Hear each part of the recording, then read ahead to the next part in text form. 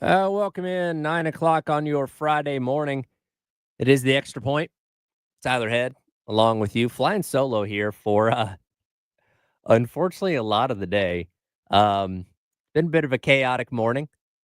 Terry's not here today, so been piecing together the 9 to noon, and unfortunately, some of the guests that were scheduled to join me later on today may not actually be able to do that. So I am piecing together the day as it goes along. So buckle up and take this ride with me, and hopefully everything goes smoothly. Appreciate everybody checking us out and listening in on this Friday morning. Doesn't feel like Friday. Yesterday was obviously Juneteenth, and we all had that day off. At least here, those of us here at 107.5 The Game. So getting back in for one day before the weekend does feel a little bit weird, but nonetheless, a lot of sports things happening that we'll certainly be getting to over the course of this morning and the rest of the day as well. And starting off last night, NBA Finals game number 6. Seemed like maybe Oklahoma City could wrap things up with the 4-2 series out there in Indiana last night, but that did not happen. They got out to the quick lead early, 10-2, I think it was, and then it was kind of all Pacers from there. And watching the game last night, and I am rarely ever going to quote Stephen A. Smith on something, but I think he made a really good point at halftime where he said Oklahoma City was playing like they had a game 7 in their back pocket, as if the game 6 didn't really matter. We'll get back home for game 7 and then we'll take care of business. And maybe they will on Sunday. Maybe they will go out there and win the entire thing. But you're playing with fire, especially against an Indiana team that has momentum on their side right now. It seems like maybe. I go back to last week on Friday for game number 4, and I thought Indiana maybe blew their chances to win the series when they weren't able to close the deal and win that game and put themselves up at that point what would have been 3-2, or excuse me, 3-1. Obviously, OKC ties the series. OKC goes on to take the lead in the series the other night, and it seemed like, okay, this is all OKC now. But Indiana went out there last night and snatched it back and have forced a game 7, first time in almost 10 years, 2016. Last time in a game 7, that was the Cavs and the Warriors after the Cavs came back from that 3-1 deficit. And I don't know. We'll see what happens on Sunday. But yeah, Oklahoma City played very sloppy last night. Kept turning the ball over. 21 total in the game last night. Tyrese Halliburton, who was a big question coming into the game with with the Pacers, given the fact that he had the injury in game number 5 that limited him there. Didn't look like he was injured at all last night. And maybe it was the adrenaline, maybe it was the moment, kind of giving him that fuel. But he went out there and played very effectively, 14 points, and was spreading the ball around well. And again, it was one of many reasons why the Pacers won that game last night. Huge night for their bench as well. Obi Toppin 20 points off the bench, as the bench just completely dominated their counterpart when it came to Oklahoma City. And now we get a game 7. Game 7s are always fun, right? No matter what sport you're talking about, where it's truly winner take all. And Tyrese Halliburton, coming away from last night's game, was saying, hey, what happened up to this point doesn't matter. It's one game, and whoever comes out with more points at the end of it, it's going to be your NBA champion for 2025. And it should be fun. It's been a long series, obviously, when you go to 7 games. It's been a long playoffs. As always, I think with Sunday being the 22nd, I believe that will be exactly 2 months worth of NBA playoffs, as it feels like those obviously take forever each and every year. But now it's going to be hopefully a fun game coming up on Sunday as we wrap up this series and see who's going to take on the Larry O'Brien Trophy. So that'll be fun. Also, it's now 2 days ago, but on Wednesday we had a wild set of games out at the the College World Series out in Omaha, setting the table for what should be a really, really good College World Series final coming up this weekend. And we'll get to all that in just a second. We're going to kick things off with our Sandstrom Pick Me Up.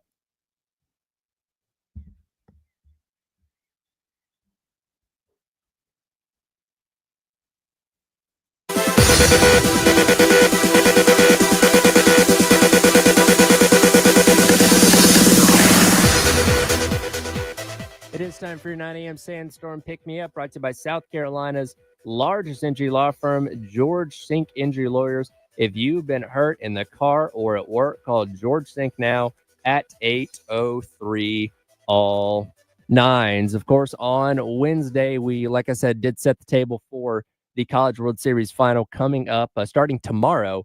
As we now know, it's going to be Coastal Carolina and LSU, but perhaps a game that's going to be talked about for a long time to come was what happened when LSU and Arkansas rematched. Of course, they faced off in the respective first matchups of the College World Series going back to a week ago now. LSU getting the better of Arkansas, sending them to the losers bracket. Of course, Arkansas has played great since then, with Gage Woods' no-hitter the other day that got them back into a rematch with LSU. Now, Arkansas would have had to have beat them twice, so would have had to have won on Wednesday and then won again yesterday to get themselves to the College World Series final. But that did not happen after about a wild of a final 2 innings of as I think you're ever going to see in, quite frankly, any baseball game, as these two teams trade blows back and forth. And unfortunately for Arkansas, the wheels did indeed fall off at the very end. But it looked like Arkansas was putting themselves in the perfect position to steal this one.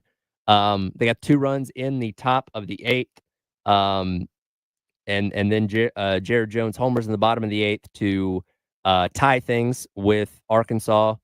They're going in the final inning. Arkansas, I think it's 2 runs at the top of the 9th inning, but then you get to the bottom of the 9th, and that is where the wheels start to fall off. Again, up 5-3 at this point in time. 1 out. You got runners on first and second, and this happened.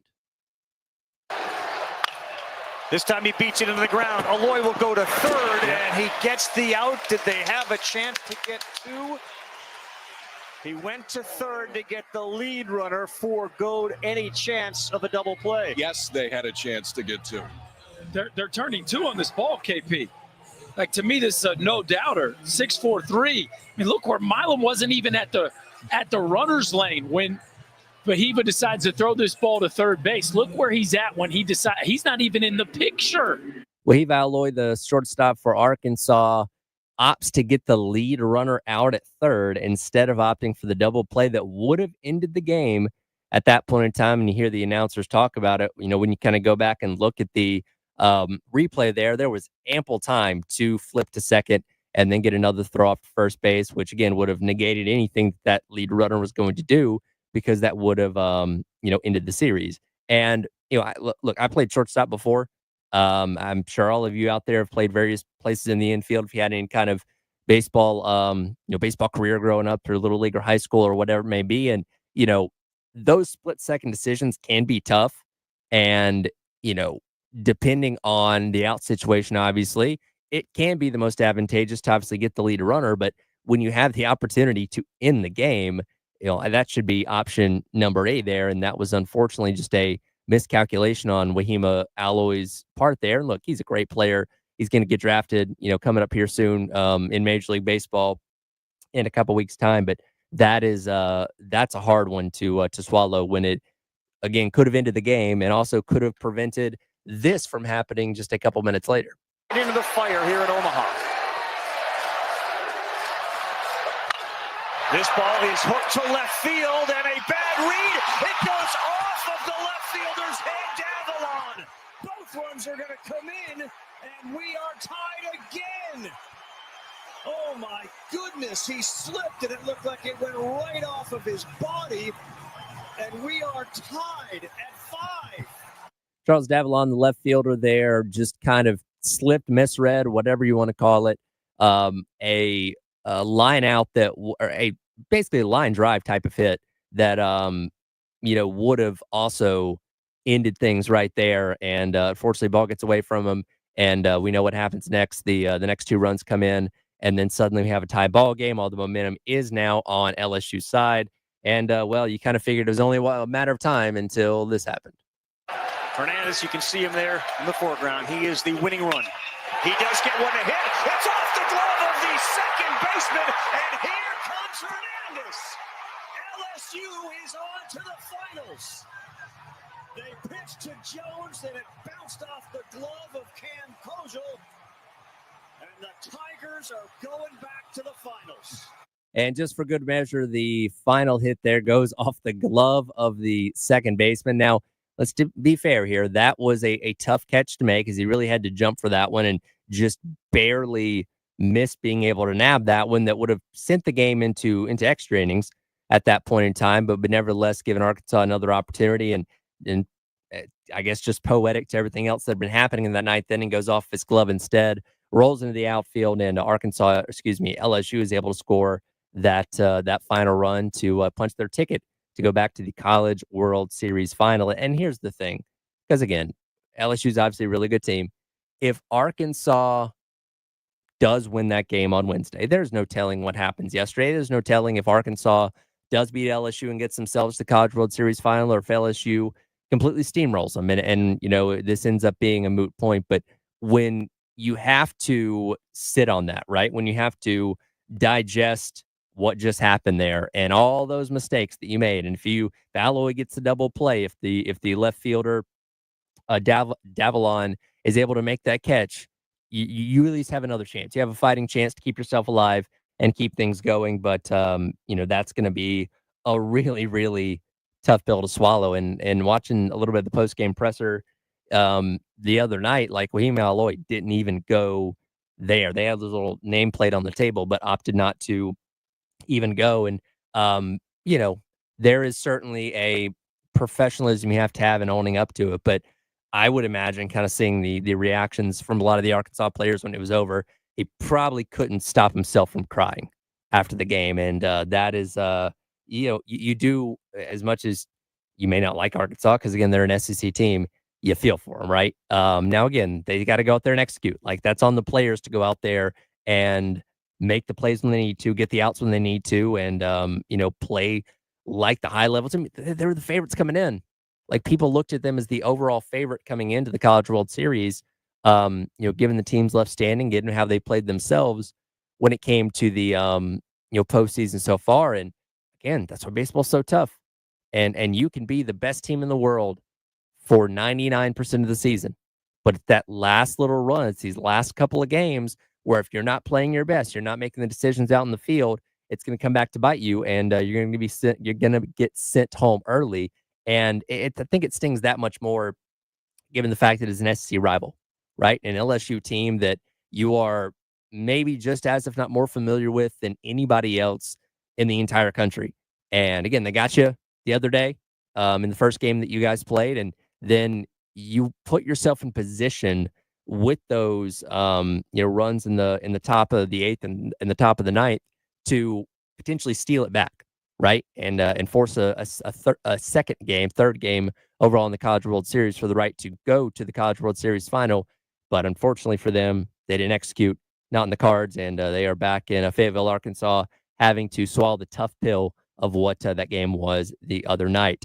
And of course, when all those things went wrong for Arkansas, the debate of the Arkansas curse at Omaha certainly came up, because it reminded everybody of what happened only a few short years ago. And I'll dive into that coming up next. It is the Extra Point Tigerhead flying solo with you here on your Friday on the Game.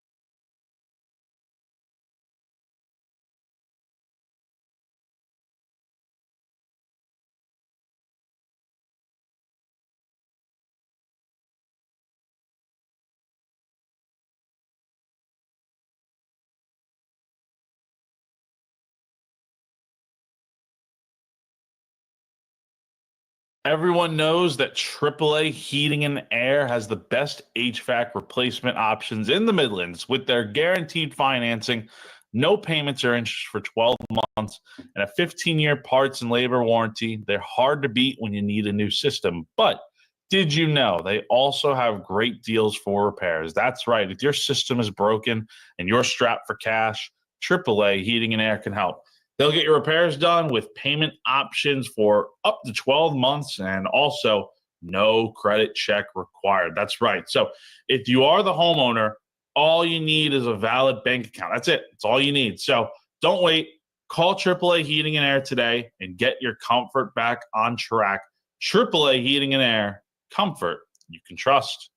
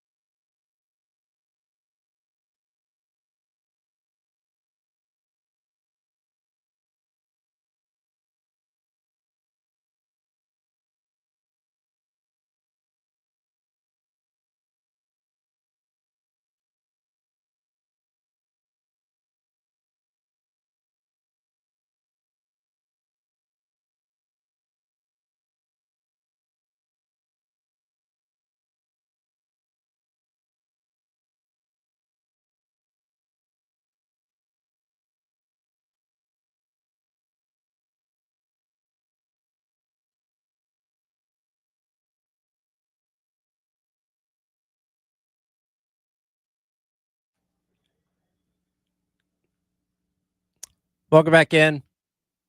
Extra Point. Tyler Head along with you here on your Friday on the game. Recapping what was a wild, wild Wednesday for the College World Series. Coastal took care of Louisville pretty easily earlier on in the day. Nobody's ever talking about that. We'll preview the finals matchup coming up here in just a couple minutes. Also coming up in the 10 o'clock hour, I got Alan Blondin of My Ori News going to be joining myself and Joe Machika talking a lot of Coastal Carolina baseball and the season that was for them, as there's obviously the lead up to them playing in the finals for the second time ever. Of course, the first time coming back in 2016 when they won the entire thing. First time back since then. But looking back on this Arkansas meltdown the other day against LSU, I think an interesting question to ask is, would you rather have had South Carolina's baseball season, where it was just kind of a disaster all the way through? You were not competitive in the SEC, and you ended up having a historically bad season that most people lost hope in about halfway through. Would you rather have a year like Arkansas, which was great, obviously deep run into the postseason, and then see the wheels fall off that way right there at the very end? Because at least with Arkansas, you're saying, okay, well, at least you had a better year overall. But that's a painful, painful way to see your season end. And again, coming to an in-conference rival like LSU, in the process. But, at least for South Carolina, there's kind of this numbness, right? That people, I think, disconnected with pretty quickly when you saw how bad the team was in SEC play, that, doesn't elicit any, I guess, big emotional responses at this point. Obviously, you want them to be better, but again, I think most people kind of collectively checked out on the team as the season did indeed wear on. But, looking at Arkansas and how things happened the other night, and Twitter had a field day with this one, because the Arkansas Omaha curse is now apparently a thing. Because what happened the other night reminded a lot of people of what happened back in the finals in 2018. And we all remember what happened then. Popped up. Maybe playable. Shaddy's over there. So's Gates. Tough play. Nobody gets it. Wow. An extra life for Caden Grenier. 3 guys had a chance at it. Cole, Shaddy, and Gates. So if you don't remember, Arkansas up 1-0 in the World Series final over Oregon State. They were up, I believe, 3-2 in the 9th inning. And Oregon State, when the batter pops up, first base, right field, and second base all converge over into the foul territory because it was a foul pop-up. And nobody can come up with a catch. If they 2 outs, by the way, if they make that, they are College World Series champions, and they have a trophy in their trophy case. They miss it. Oregon State proceeds to win that game and then go on to win the 3rd game as well. So that's always kind of lingered over this Arkansas baseball program. And then, again, to be in a position up 2 runs, where, again, you just still have to go out and win a second game yesterday. So who knows what happens there. But to be in that position once again, say, okay, we can potentially keep our hopes alive and make it to the College World Series final, to blow it in that way, that's painful, right? For Arkansas fans, having endured that twice in the past 7 years in Omaha, that is a very tough pill to swallow. And I'm very superstitious. If you listen to the station for a while, you certainly know that. And I'm not one of these people that thinks, okay, there's, a voodoo curse necessarily, but I think bad luck is a real thing, and it compounds, right? It can lead from kind of a chain reaction. One thing leads to another, which leads to another, which leads to another. And I think about, because look, Dave Van Horn is a phenomenal coach, and he's been in the College World Series many times. Again, coached in the final only a handful of years ago for that team that lost to Oregon State. And I fully expect him to get another team back there, possibly next year. But what happens now is the weight of these failures of previous teams is going to be felt by next year's team or the year after that, or whatever other teams make it to the College World Series. Going in, they're going to have those expectations placed on their shoulders, like, hey, remember these past 2 teams? They blew it. Don't go out there and blow it yourself. And while in the middle of a game, it's something you shouldn't be thinking about, when you get into these critical situations late in the game and the pressure really turns up, I guarantee you it's going to cross the mind of those players, right? Saying, all right, whatever I do, make sure I'm not like the 2018 team or the 2025 team, and just, be efficient, make smart decisions in the field, all those kind of things. That can weigh on you. That's a very real thing. That, again, as you're continuing to see these mistakes happen by Arkansas in these big moments, it compounds because the perception around your program is you can't close the deal, right? And whether you don't have to have been on any of these teams. Again, there's going to be freshmen coming in for 2026. They're going to hear, hey, you're playing on a team that chokes in the biggest moments. That when you get to hey, it's great you got to Omaha, but you're going to find a way to blow it at some point because all these other teams have. Like that is something that is it's hard to deal with. And again, players can say they don't pay attention to social media and blogs and forums and all that kind of stuff. They do. They hear it, whether they're going out there reading it themselves or being told this stuff, or just the buzz around campus. Hey, baseball team just blows it every time they get to Omaha, huh? Like that's something you're going to have to overcome now. If you're Arkansas baseball for however many more times you go to Omaha until you end up winning the thing. That is the thing, though. If Arkansas does eventually win a College World Series championship, the jubilation and the sense of relief, I think, make that championship that much more valuable. Because when you've come close several times and come up short, that heartbreak is tough, right?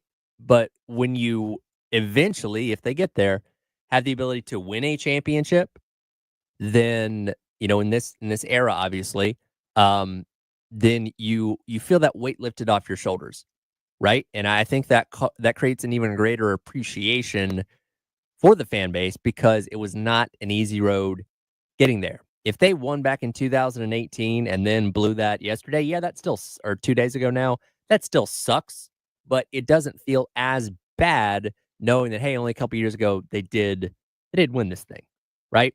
Um, but again, if they get to a point where they can win it and you can feel that weight kind of lifted off their shoulders, then that'll make that all that much more sweeter for the players, for the coaches, and obviously for for the fan base as well. But if you got any Oklahoma friends, or excuse me, Arkansas friends, check on them today because I don't think that they are. I don't think they're doing too hot.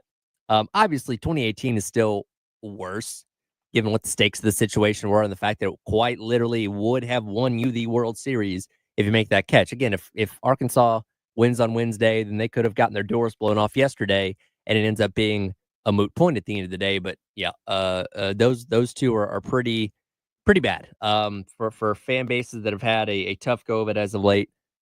When they get to Omaha, Arkansas is certainly seemingly at the very top there. So we'll see what happens with them next year. But as it stands right now, two more teams left in the College World Series: LSU and Coastal Carolina. And again, if you're a casual fan and you're not paying attention to it, you might say, "Wow, what a great underdog story Coastal Carolina is." Not the case at all. This team is as legit as it gets. And this should be a very fun College World Series final. We'll get into a little bit of that coming up next as the extra point rolls along. Tyler Head along with you on your Friday here on the game.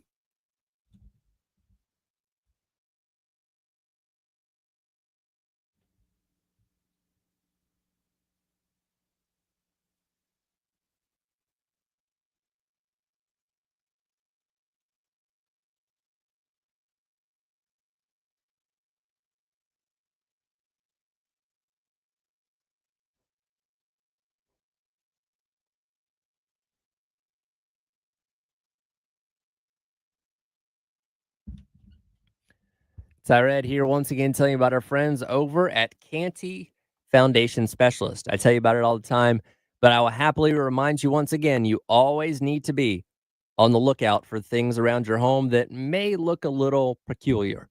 Things like cracks in your exterior brick, cracks in walls or above, windows and door frames, doors and windows that might be sticking, uneven or bouncy floors, or cracks over your garage door. If you notice any of these problems with your home, you could have serious foundation issues. That's where our friends at Canty Foundation Specialist come in. Go online to schedule an appointment today at cantycanfixit.com. They'll send a professional out to your home to evaluate your foundation issues and get them fixed right so you and your family can live without worry going forward. Again, go online to schedule an appointment today at cantycanfixit.com for our friends at Canty Foundation Specialist.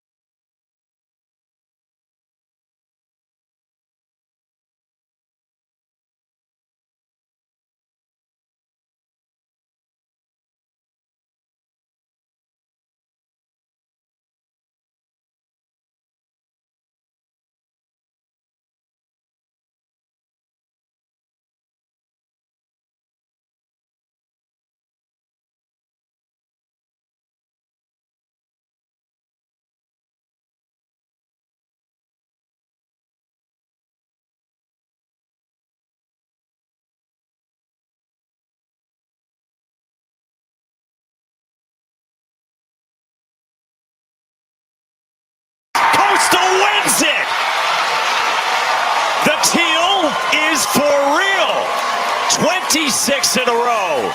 And the shots will see us Saturday in the championship series. Not much they can't do on a baseball field. I was a little bit concerned about hitting with runners in scoring position for them coming in. The first two games, they struggled a little bit. Only 6 for 32, but they showed up big today. 6 for 11 runners in scoring position, and they simply do what they've done all year long. They pitch as well as anybody in the entire country. Welcome back in. Extra Point. Tyler Head along with you on your Friday here on the game. That was the call on Wednesday out in Omaha. The lesser talked about of the two games, as Coastal Carolina pretty easily dispatches of Louisville 11-3 to punch their ticket to their second College World Series Finals appearance. Of course, the only other time they went was when they won back in 2016. And again, they left little doubt in this game on Wednesday. Elijah and I were doing the last hour of the halftime show as this game was getting started. First pitch at 2:00, and man, you blink and they were suddenly up 6-0 there in the bottom of the first inning. There was obviously maybe a little bit of concern with Coastal having been off since Sunday, given the fact that they'd won their first couple games and got to rest a little bit. And obviously rest is a good thing, and you're not taxing your bullpen and all that kind of stuff. But at the same time, baseball's a game of momentum, right? And sometimes playing games on consecutive days can keep you rolling, which Louisville had done to get themselves to that point. And like Arkansas, Louisville went into that game knowing they were going to have to beat the Chance twice to get themselves to the College World Series final. And again, Coastal Carolina left absolutely no doubt. They did give up those 3 runs in the the top of the 6th inning, which made things interesting for a moment. But again, you never really worried that they were going to suddenly blow the lead. And again, that is such a good pitching staff led by Matt Williams. And now they're getting their opportunity to potentially walk out of Omaha here coming up in just a couple of days with a lot of rings and more hardware to take back to the coast here in South Carolina. Of course, the man that's been at the helm this season in his first year as the head coach of Coastal Carolina is Kevin Schnall, taking over for Gary Gilmore, who retired after last year. And, he talked about it after the game that, playing in the finals, the reality still had not hit him yet at that point in time. It really hasn't hit me yet. I'll be honest. I'm still trying to digest that game. I know we're going to the World Series Finals, and whoever wins 2 out of 3 brings home brings home a national championship. So no, it hasn't really hit me yet, because one of my maybe flaws is I'm rarely satisfied. This is satisfying, but I'm not satisfied yet. And, these next 2 days are really critical if we're going to win a national championship. And obviously, hats off to him. He is a rare example, especially in today's world of college sports, of somebody that stuck it out for a long time. I think he'd been on the Coastal staff since like 2001. He'd been there forever under Gary Gilmore and waited in the wings. And when Gilmore decided to step down and retire, Schnall was next up. And, we've obviously seen this here with Chad Holbrook taking over after Ray Tanner retired. And it's always a good choice to make at the time, right? Saying, okay, yeah, the assistant that's been under the legendary head coach, sure, turn the reins over to him and keep this ball rolling. But it's never a guarantee that's going to stay and maintain at that level when you do something like that. Again, Chad Holbrook never was able to get this team back to the College World Series, which is why he was moved on from. And Mark Kingston was brought in. So there's always that kind of bit of doubt probably in the back of people's minds when it comes to, what that coach can do when they finally step into that role of being finally being the lead guy. And Kevin Schnall has done a phenomenal job with this team in his first year, as the head coach. And God, there's no telling what he can accomplish in the future going forward. Again, because Gary Gilmore, had the one World Series title back in 2016. And I mean, Schnall in his first year could have that by the end of the weekend, which is crazy. And I feel like most people here in the state of South Carolina are probably going to be pulling for Coastal to get it done. And yes, that is, I think, an even poorer reflection on the program that South Carolina has right now, because you're letting what is a Group of 5 school really dominate the state when it comes to baseball, as they have for a lot of the past handful of years. and having another World Series title, both of those coming since South Carolina was last in Omaha playing for one. I think, again, just kind of illustrates where the shift has been here, here as of late. First off, this series against LSU should be a fun one. You're talking about two teams that are really good at everything. By the way, Jay Johnson, back in 2016 with Arizona, coached against Coastal Carolina and Gary Gilmore when it came to that World Series. So almost kind of a rematch of sorts for Jay Johnson when it comes to looking at the team on the other side of the field. So that is pretty interesting. But you have two teams that are best on best, right? Both teams top 20 in scoring offense this year. LSU's better than Coastal is in that regard, but not by much. I think it's about half a run a game. And then both staffs are top 10 in ERA. Coastal's number 2 in the country, and LSU's not far behind them. But, this is what it takes to get this far, right? You had to get everything. And that's where I think it's debatable, right? When you talk about what is the tougher championship to win in college sports? Is it the college football playoff now that it's expanded? Is it March Madness where you have to go through and win however many games to win the entire thing? Or is it the College World Series? I think you can make a strong argument for the College World Series because baseball is different than those other sports. You have to manage your roster, manage your pitching staff, manage your 1 through 9 as efficiently as possible.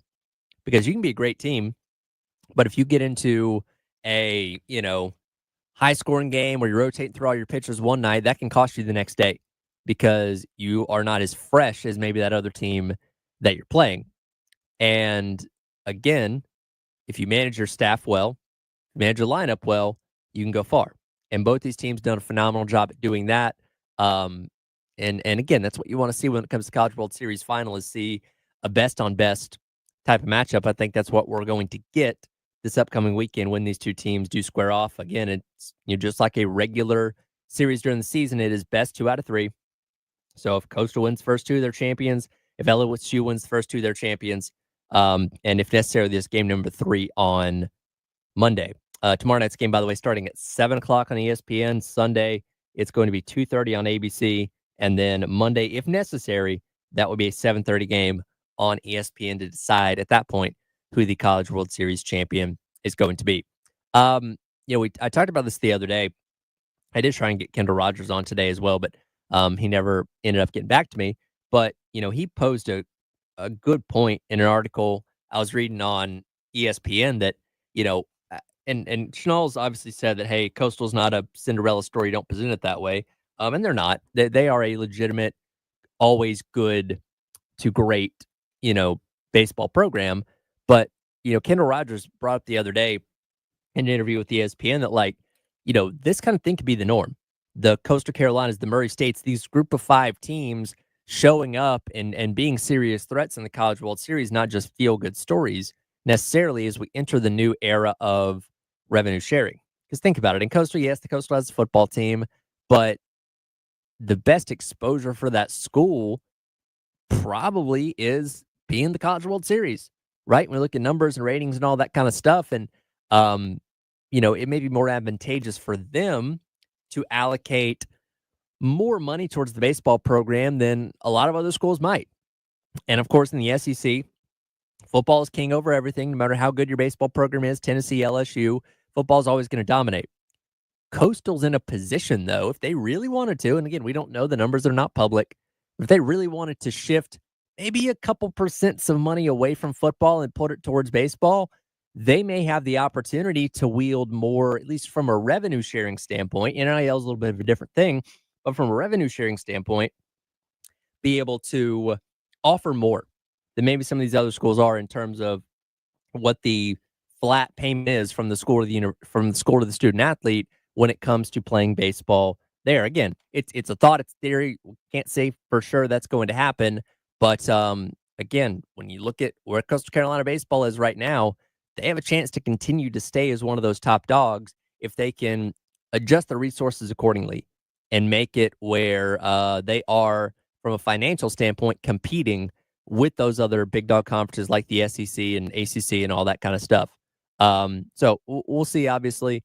But, for now, the focus for Coastal is on this weekend, trying to take 2 out of 3 against LSU and bring another championship trophy home to the coast here and getting Kevin Schnall's first year, which would be quite an accomplishment. We'll come back. We'll wrap up hour number 1.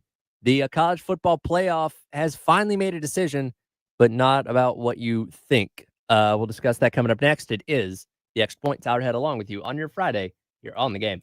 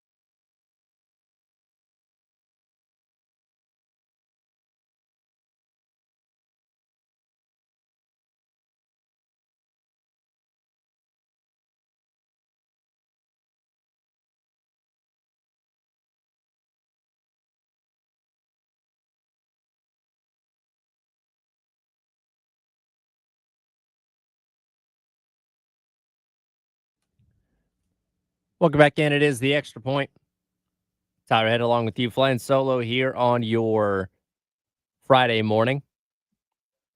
You know, we've been waiting for the college football playoff the people in charge of the college football playoff at least, to make some decisions on the future.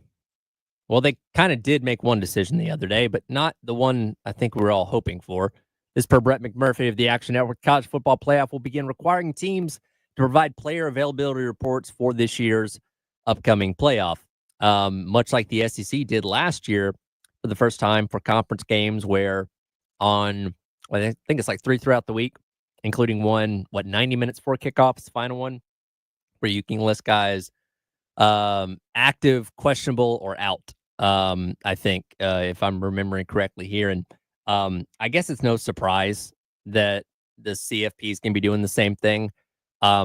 This also obviously speaks to the increased presence of gambling in college sports specifically, that this is becoming more and more of a thing. And again, it's been in professional sports for a long time, but now college sports, which I imagine are probably one of the more bet on entities out there, especially college football, knowing who is actually going to play and who's not is very valuable information when it comes to setting lines, placing bets, and all those kind of things.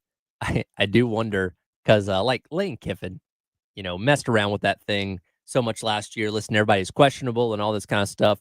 I wonder, and like, I guess during the week in SEC play, it's not as big of a deal, but I do wonder if there'll be more of a crackdown kind of when it comes to telling coaches like, hey, you need to take this seriously. Don't give us the runaround. Like, you need to actually tell us if guys are available to play or not. But we'll see. Again, at the end of the day, it doesn't really change anything for the playoff itself, as the powers that be continue to butt heads on what exactly the future of the format is going to be. And it's interesting because it seemed like we were on this like fast track, this runaway train towards the multi AQ model 4-4-2-2-1 a while back, and then when the SEC and Sankey talked about it, at the SEC meetings a couple weeks ago, when they started doing the math, like, wait a minute, if we open this up to have more at large, we can get like 6 or 7 teams in the thing, right? Which is why they're now on board with the 5-11 model, and the Big Ten is pushing back, digging their heels in when it comes to the 4-4-2-2-1 model. The SEC is also really pushing for the dynamics of criteria to be reexamined as well, particularly when it comes to strength of schedule, because it goes without saying, the SEC, you can look at the ESPN FPI for this upcoming season. Almost the vast majority of teams with the toughest schedules, according to the metrics, are all in the SEC. So with that being said, you can have if you weigh strength of schedule more than any other metric, you could have an 8-4 SEC team and probably over like a 10-2 ACC team, which of course that's what the conference wants. That's what Sankey wants. Is that right? I don't know, but that is kind of what they're pushing towards, because again, they see a pathway that, hey, if we guarantee our conference champion in with one of the 5 bids, great. And then if you can just litter the top 16 with your schools because strength of schedule matters that much more, there's no telling how many teams the SEC could get in. There's not a limit, but I don't know, 5, 6, 7, who knows? Because again, it wouldn't be about your win-loss record as much as it is about, okay, how did you play against the teams that were on your schedule? And you get value for obviously winning games, certainly, but even losing to really good teams probably wouldn't ding you all that much, given the fact that your schedule is that tough. So I don't know what's going to happen. They got till December 1st to decide it. Will they get it done by then? I don't know. But at least for the time being, we can rest easily knowing that, hey, guess what? There's going to be availability reports for the college football playoff. At least they can decide on something, I guess. But we'll see what happens. Hour in the morning, the books. We'll run the numbers coming up next. No Corey Parson today, but I will dive into some things via the BetMGM network. It is the Extra Point. I'll head along with you on your Friday on the game.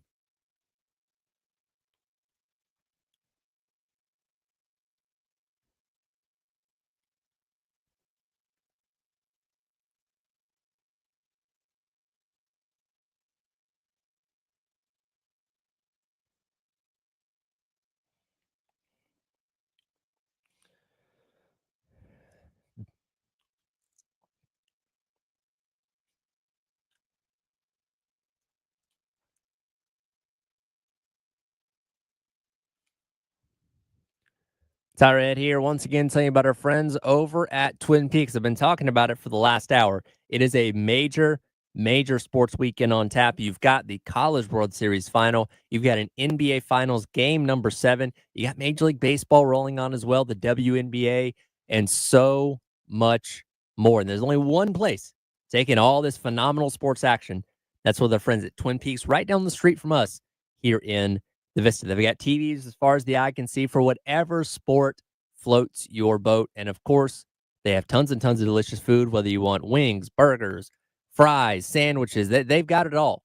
And of course, can't forget about those 29-degree draft beers. They quite literally have a thermometer in the restaurant that tells you how cold the beer is at all times. I love that so much.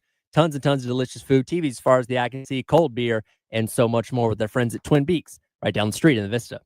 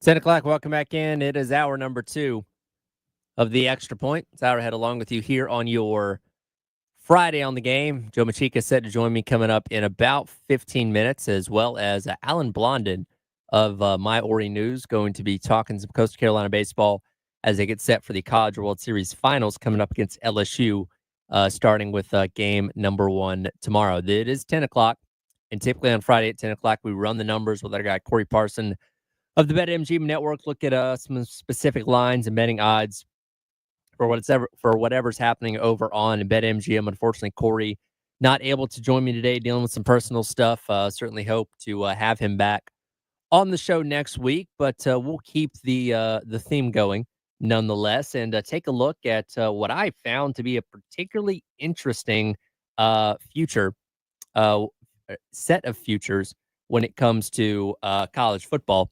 That being the first overall seed in the college football playoff.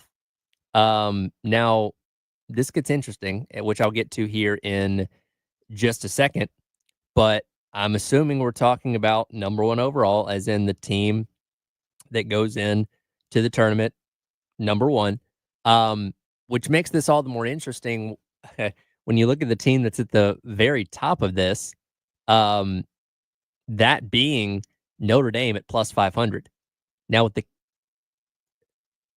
with the way that it was structured last year, without straight seeding, Notre Dame would have never had a chance to do this, right? But, and this is news coming out a month or so ago, they've gone to a straight seeding format. So Notre Dame now has the ability to become a top 4 seed, which is something they didn't have the ability to do last year because top 4 seeds were reserved only for conference champions, which is how we ended up with the unique situation, I'll say that, with Arizona and Boise State getting buys by being conference champions, while, as you saw, much better teams than them had to play in that first round and work their way through, why those teams ended up getting the buys. And remember, last year, all of the top 4 teams got eliminated in the quarterfinal round in their respective bowl games. So none of them advanced through. I think Notre Dame was fifth or sixth. And then Ohio State was the eighth seed. I think that's correct. Either way, they were in that 5 to 8 range, and neither one of them got buys. Obviously, both of them ended up playing for the national championship. So now that Notre Dame has the ability with the new rules when it comes to straight seeding, they are listed alongside Texas and Ohio State as the favorites to get the number 1 overall seed. So let's look at Notre Dame's schedule here. And there's some interesting games on here. Of course, they start off with the season with the game that's going to follow South Carolina and Virginia Tech on Sunday, August 31st at 7:30 as they go to Miami to take on the Hurricanes down in Hard Rock Stadium. Of course, this is a Miami team that is retooling. They've obviously lost their quarterback in number 1 overall pick, Cam Ward. They bring in Carson Beck from Georgia. We'll see. I mean, again, he's shown the ability to be a good quarterback in the past, but last year was really bad. And last year was just making dumb mistake after dumb mistake when it came to turning the ball over. So who knows what's going to happen. Mario Cristobal, a very good head coach, but, runs into his fair share of trouble during the season when it comes to losing games they have no business losing. So a very marquee matchup. Start things off in week number 1. They have managed to get a bye in week number 2. Not sure how they pulled that one off. But then they get their return game against A&M. Remember, they went down to College Station last year and beat A&M in week number 1. The Aggies will come up South Bend in week number 3, and that's obviously going to be a difficult test anytime you're taking on a team in the SEC. That's going to be a challenge. But then I look at the rest of their schedule, and it's pretty darn manageable. For the most part, right? Purdue should be fine. Arkansas should be fine. Boise State, we'll see what they are. This is a very interesting matchup, by the way. Boise State going to Notre Dame in early October. We'll see how they are without, their feature running back from a season ago, Ashton Genty. We'll see how good they are, but they do have to go to Notre Dame. NC State, Southern Cal, and what could be the last edition of that rivalry. I think Notre Dame's a better team right now overall.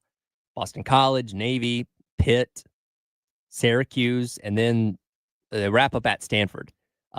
Syracuse could be difficult. They were obviously a team that was really good with Fran Brown in his first year as a head coach last year. So especially late in the season, they were obviously the spoilers for Miami's playoff hopes a season ago. So that is something that could pose a little bit of a problem, but we'll certainly have to see on that. But um, now Notre Dame is in an interesting situation, being that they're an independent, they don't play a conference schedule.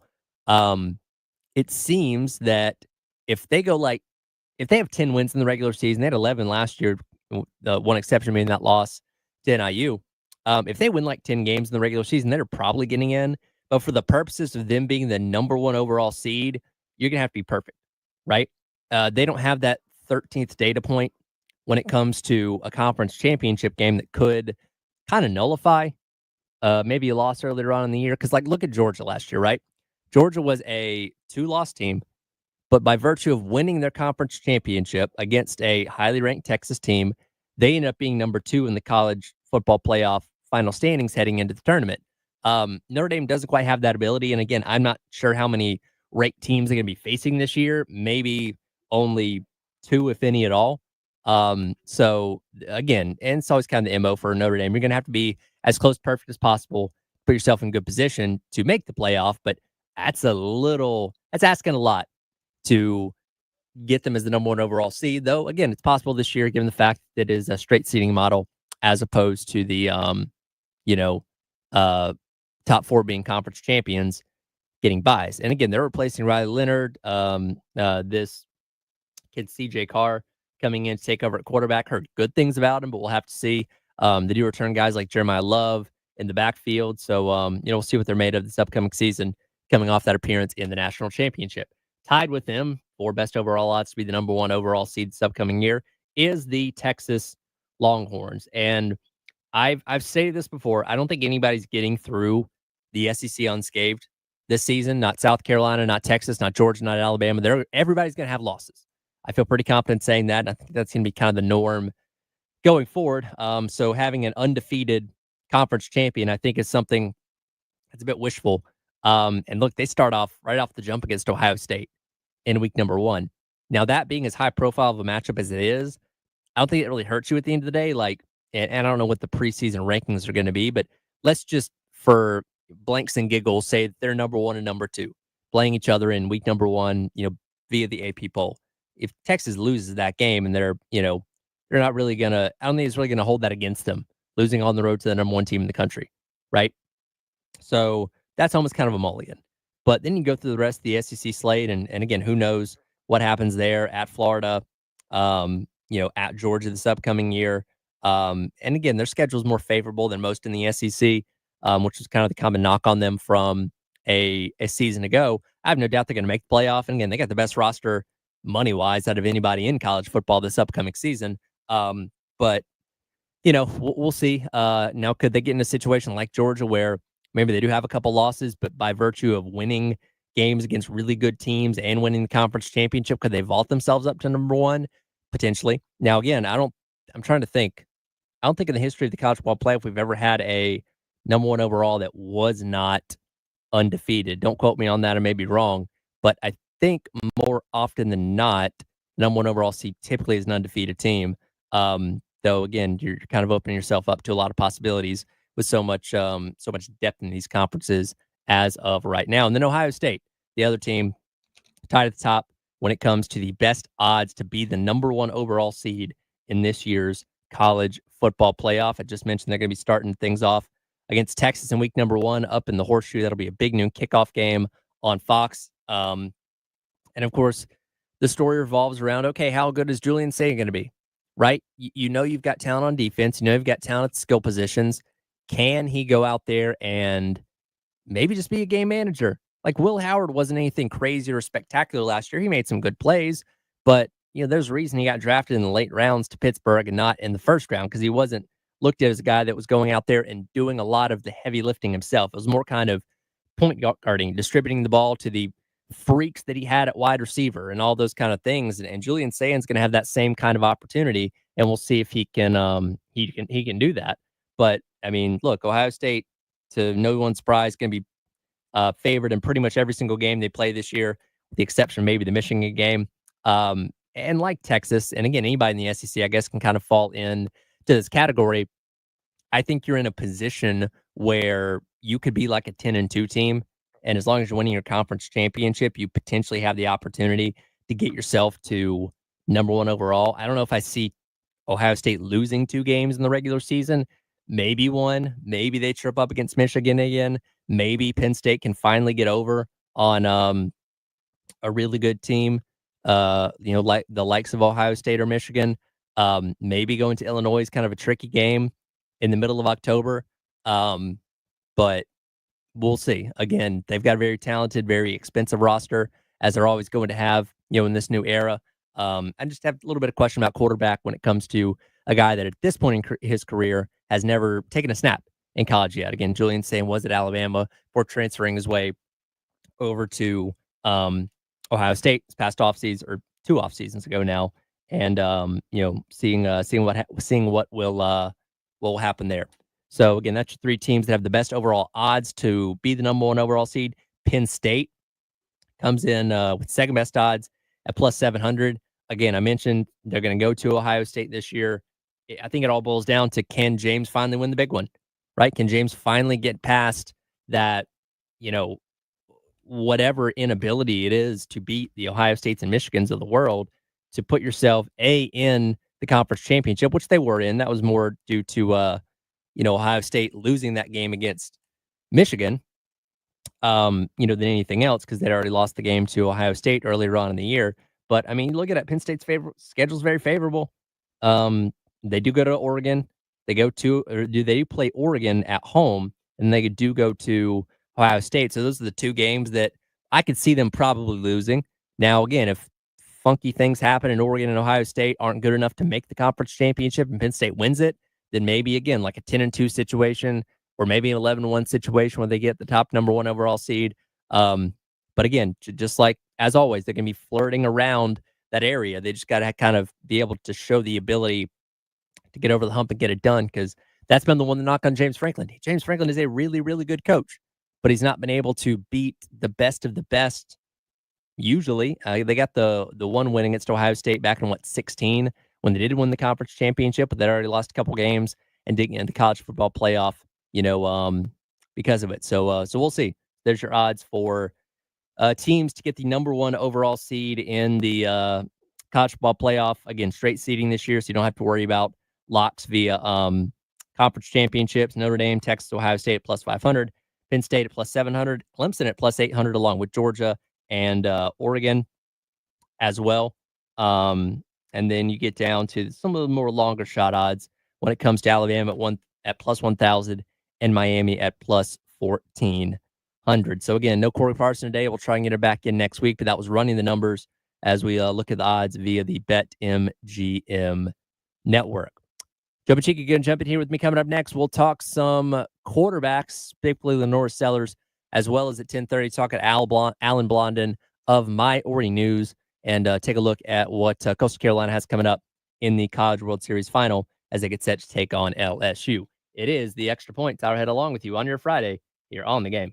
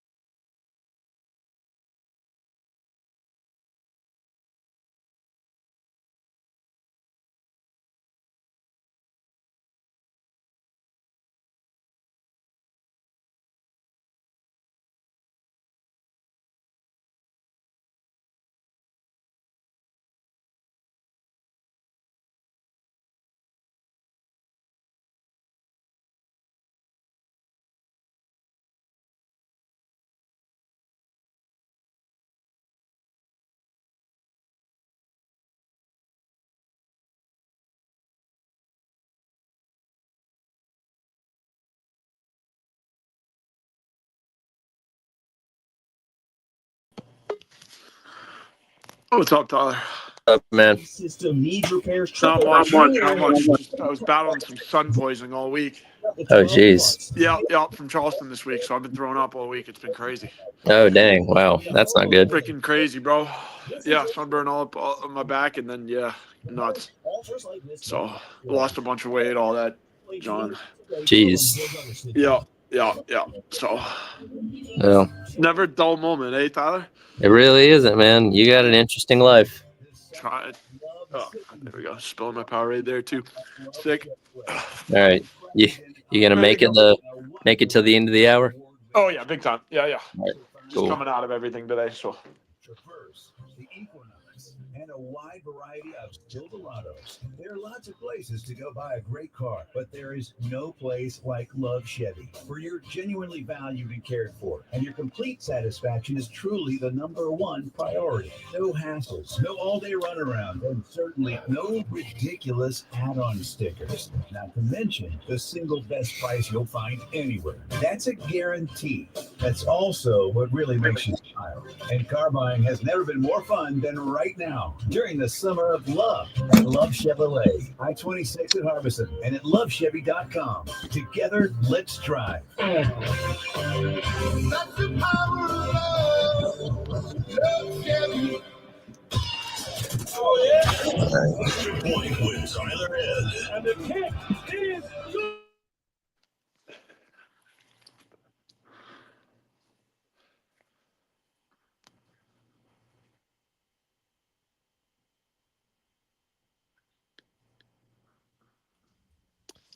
All right, welcome back in. It is the Extra Point. Tyler Head along with you on your Friday here on the game. Time to hang out for a little bit with our guy, Joe Machika, as he does with me each and every Friday. Joe, you're telling me, last time I saw you, it was last Friday. You were on your way down to Charleston. You said you've had about a heck of a week since then, unfortunately. Yeah, Tyler, way to throw me under the bus here and prove my northern blood. But yeah, dealing with like sun poisoning, I don't know, man. I was sick this past week, and was sunburnt pretty good. So reasoning is leading me to believe a little sun poisoning for the boy. But yeah, doing all right. Happy to be here with you, and was happy to get out and celebrate your birthday last week as well. Glad we got an opportunity to do that. Yeah, fun time. I got sun poisoning once when I was a kid on like my nose, and I think my nose legitimately turned like 4 different colors. It was pretty nasty stuff. Yeah, this week has not been very enjoyable for Joe Machika. Let's just say that. So it's battling through it, trying to keep fluids down, doing the whole dance. But yeah, my back has been about 4 different shades, if 4 different shades of red this whole week. So yeah, crazy. Well, fortunately for you, it's nice and cold outside, and will be for the next 3 weeks. By the way, next Wednesday, 100 degrees. So that'll be fun. Yeah, not fun. Thankfully, I'm going back up north for the 4th of July to go see the fam. Okay. So it'll be good to get back to Indiana in some warmer weather or some cold, chillier weather. That'll cool things off at least maybe by 10 or 15 degrees, I guess. Right, for like a week too. And so yeah, I mean, and in Indiana we got corn sweat too. So it gets hot up there. The corn starts sweating through the stalks and stuff. That's phenomenal. I've never heard of that, but now I'm glad you told me about it. Corn sweat. That's incredible. Oh, yeah. Go ahead. Oh no, I was just saying nothing like corn sweat on a sports program, right? Like it's crazy. Yeah, that's phenomenal. I do this in the 10 o'clock hour now, just about every single day, but I do a Gamecock word of the day, just kind of how we're feeling about something relating to Gamecock sports, and we'll stick with football for today. The word I come up with is competence, and we talk so much and have talked so much this offseason about this team and how important it is to have a quarterback like Lenore Sellers coming back for a second year. Again, you can look, he's got the Heisman hype, first round pick hype, all this kind of stuff. Had the article from Bruce Feldman in The Athletic about him the other day. And we certainly hope that he lives up to it. And if we see what we saw out of him the back half of last year, then you'd be very hard pressed to find many more quarterbacks better than him in all of college football this upcoming season. Now, again, he's got to go out there and do it. No guarantee that's going to happen, but we've seen the best of him, or what we think's been the best so far. And you hope that ceiling continues to get higher and higher. Yeah, Tyler, word should definitely be confidence when you're talking about the quarterback position here at South Carolina. Lenore Sellers has been doing crazy things this offseason, putting on weight. Justin King and his team over there putting out little videos of them, playing different sports. And, seemingly Lenore is making a crazy athletic play in every single one of those. So I think you should love what you're seeing or going into this year out of the quarterback position for South Carolina. I know we're going to compare it around the rest of the SEC here in a little bit, but I think for the rest of you should feel really, really, really good about a quarterback, and you have it for this fan base for a good little bit. And when you look at the schedule this upcoming year, obviously going to be challenging, much like it was a season ago. I mean, you can at least make the argument in every single game, not saying it's always the case, that Sellers is going to be the best quarterback on the field. Now, you have some pause when it comes to teams like LSU with Nussmeier or Clemson with Klubnik, because those two are both also guys that are thought of to be first-round potential picks, and guys are going to be on the short list for the Heisman Trophy as well. But again, it's not like this definitive, there's absolutely no way that Sellers is better than Nussmeier or better than Kate Klubnik. It's at least a debate, right? Yeah, it's certainly a toss-up. I think there's an argument to be made that there might be a better quarterback in the SEC than him, but I think this fan base certainly isn't going to agree with that. But I think certainly on the schedule, there's some toss-up games for sure. But it's very little, right? I think it's Nussmeier and Klubnik, and that's about it. So I don't know. We'll have to see. I would think you should have the quarterback advantage in every single one of your games this season if you're South Carolina. The one that I think's maybe flying under the radar a little bit is that matchup with Oklahoma coming here to Williams-Brice Stadium in October. And yes, Oklahoma was atrocious a year ago, and South Carolina completely dominated them, but they've upgraded at quarterback, or at least we think they have, with John Mateer coming over from Washington State. And look, Washington State was a group of 5 team a year ago, so I take his numbers with a bit of a grain of salt, but he's following the exact path of Cam Ward when it comes to balling out at Washington State and then moving on to a more high-profile team. Cam Ward did with Miami, and John Mateer coming up this year with Oklahoma. And look, he's built to be just as good, if not better, than Cam Ward was. So that's one that may not get much buzz nationally going into the season, but that could be one of those games you say, okay, maybe Oklahoma has the quarterback advantage. We'll have to see. Right. You're just going to have to see going into it, see how he plays, see how he adapts. Venables is defensive coach. So it certainly wasn't his offense that was sold, from the head coach's standpoint. Now, again, he's got help on that coaching staff to help out with that. So, yeah, we'll just have to see, Tyler. Yeah. So, again, a lot of good quarterback matchups. But, again, I look at Kyron Daniels in week 1 against Virginia Tech. No, as fun as Diego Pavi is to watch, and we talked about his, comments on Bussin' with the Boys the other day, I take Sellers over him. Prebula has not started. He started 1 game at Penn State last year, but Sellers' better option in that game. Calzada at UK, Sellers is the best option. Ty Simpson hasn't started at Alabama, or maybe he started 1 game a couple years ago. I can't remember. Austin Simmons at Ole Miss getting a start for the first time. Marcel Reed, who played fine last year, but I'd still take Sellers over him. So I can definitively say, at least in 9 of the games, there is zero question that Sellers is the better quarterback of the matchup. Yeah, most definitely. I'd say about 9. You got the other 3 games being toss-ups, the other 2 games being toss-ups, if you will. So, yeah, I don't know. I think Sellers is probably the most versatile quarterback in the SEC, with considering size and what he can do with the football when he moves out of the pocket. So it's going to be a hard time coming, trying to find a quarterback that's going to give this guy, problems from the other side of, like this defense, problems as the quarterback. Yeah. But my only reason for pause, if any, is, okay, what's the ability of the guys around Sellers going to be? Of course, you have most of your same guys returning from the wide receiver room. Can they step up and take that room to the next level? What's the offensive line going to be like? We still don't know if Rasul Faison's going to be eligible. And they got Auguste from Colorado last week, kind of supplement for that a little bit in case it doesn't happen. But I still don't have the most faith in the guys around him. But same time, we saw it last year. Sellers could put this team on his back and carry them when needed. And he may have to do that a lot this year as well. Yeah, and that would just show his growth and maturity as a young player, right? Being able to put the team on your back is franchise player material. So, him being able to do that this season, even if the roster isn't as filled out as you want it, I think Sellers is capable of taking this team to high places. And, you mentioned the receiver room. You hope for a lot of development there. You got a guy in there that's going to develop them, like Mike Furry, a guy who's seen the mountaintops in both college and professional. So you certainly want him to continue to develop your guys and bring these wide receivers along so Lenore's can have as much help as he can get. Again, hopefully it's going to be a fun season with Sellers at the helm for year number 2.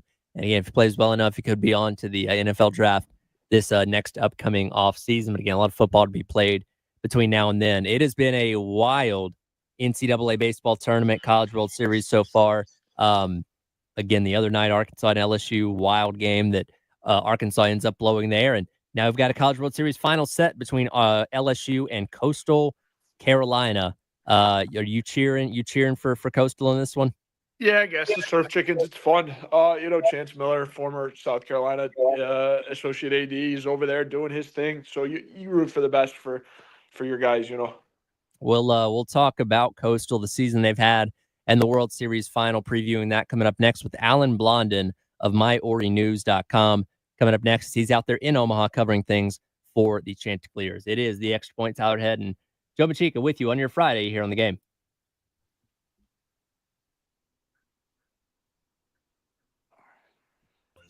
All right, cool. Oh.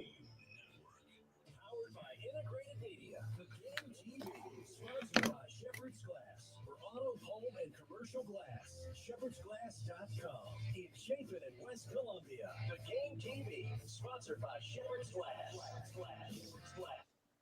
Thanks again. Really appreciate you guys. Where have you been, Roger? Man, they really are the best hookers in town. What? No wonder why they have so many 5-star reviews. The best hookers in town? You got a ride home from the best hookers in town? Oh, absolutely. I wouldn't have done it any other way. What? I gave them a call. They showed up super quick, and then they brought me and my car home. I mean, talk about service. You just let me get a look at these so-called hookers. Oh, it's Schroeder's Towing. Oh, they really are the best.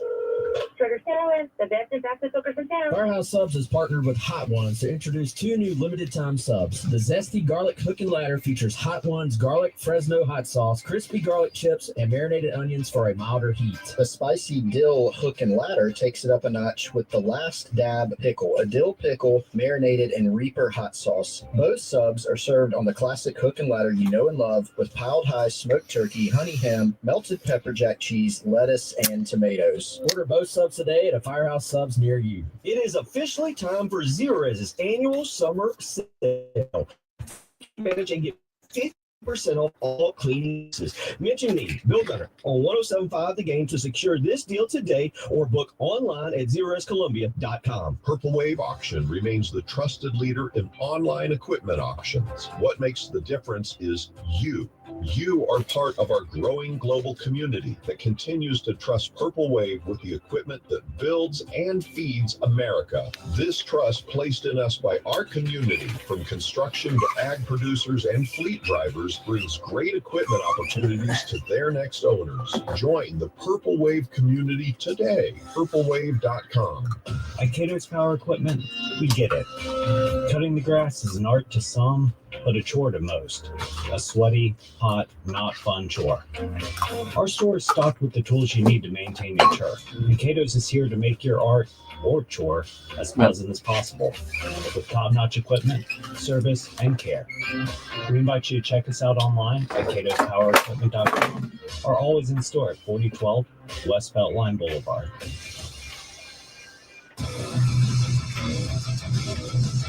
What you're talking about. Sponsored by Love Chevrolet. The Summer of Love savings event going on now. Love Chevy, I-26 in Harbison, and LoveChevy.com. Together, let's drive.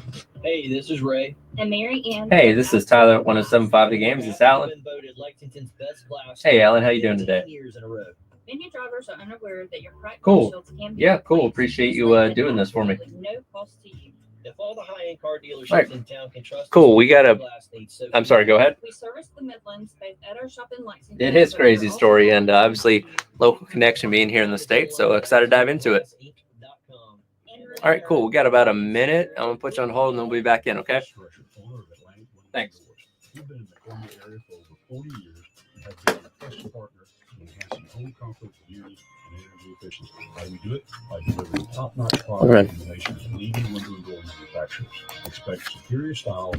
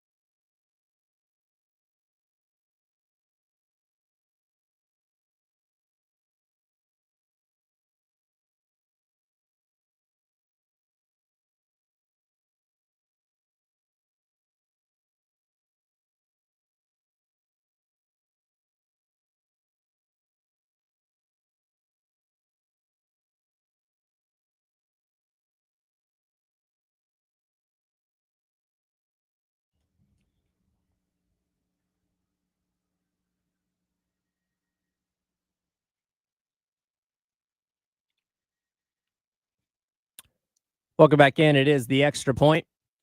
Tyler Head along with you on your Friday here on the game. It's time for Sprung Leak, brought to you by our friends over at American Leak Detection. And, of course, we got to go back to Wednesday night out in Omaha. Arkansas blowing it there in the ninth inning as they allowed 3 runs across the board for LSU to punch the Tigers' ticket to the College World Series final. They'll be taking on Coastal Carolina, making a return trip to the finals for the first time since 2016, where, of course, they won it all that season. Now, joining me on the Love Chevrolet phone lines to talk about Coastal from My Ori News, it is Alan Blondin. Alan, first of all, appreciate you taking your time for us this morning. I know it's a busy time out there in Omaha. First of all, what was your perspective on what went down Wednesday night between LSU and Arkansas? Yeah, I mean, clearly there should have been a game, a deciding game on Thursday. Just kind of as good as Arkansas is, just some kind of obviously bizarre defensive miscues there that cost them the game. And, from a Coastal perspective, kind of cost them a better, maybe a slight advantage in the championship series, having LSU or Arkansas, whoever would have won that last game, having to go the extra day and throw their top pitchers and all that. So the end result, though, is we get best on best, LSU and Coastal, and we'll see who the best team is at the end. Early on in the days when Coastal, of course, beat Louisville to punch their ticket, pretty comfortable win, 11-3 in that one. Jumped out with those 6 runs in the bottom of the first inning. We were kind of talking about it here. There is something to be said about the momentum of playing games on consecutive days, and I think a lot of us were kind of wondering, hey, is Coastal going to come out rusty and maybe have to find that gear again after being off for a couple of days? Did it surprise you at all that they bursted out with those 6 runs right away on Wednesday?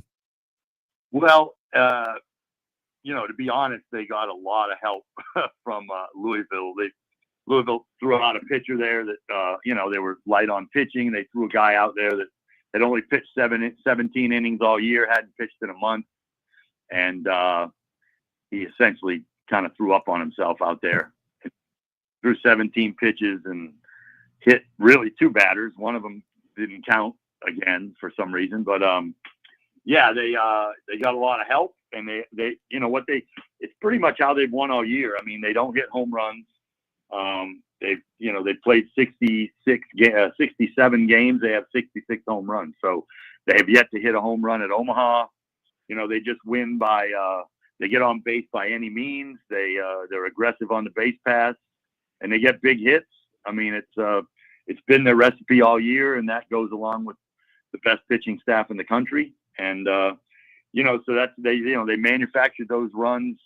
They had 6 runs on 4 hits. They had walks, hit batters, an error, and then a big 3-run double and a 2 RBI single. So it's the way they've won all year. And it at this point, after 26 straight games, winning 26 straight, it's hard to be surprised by anything they do anymore. Again, Alan Blondin of My Ori News joining me. Talk about Coastal Carolina as they get set for the College World Series final starting tomorrow against LSU.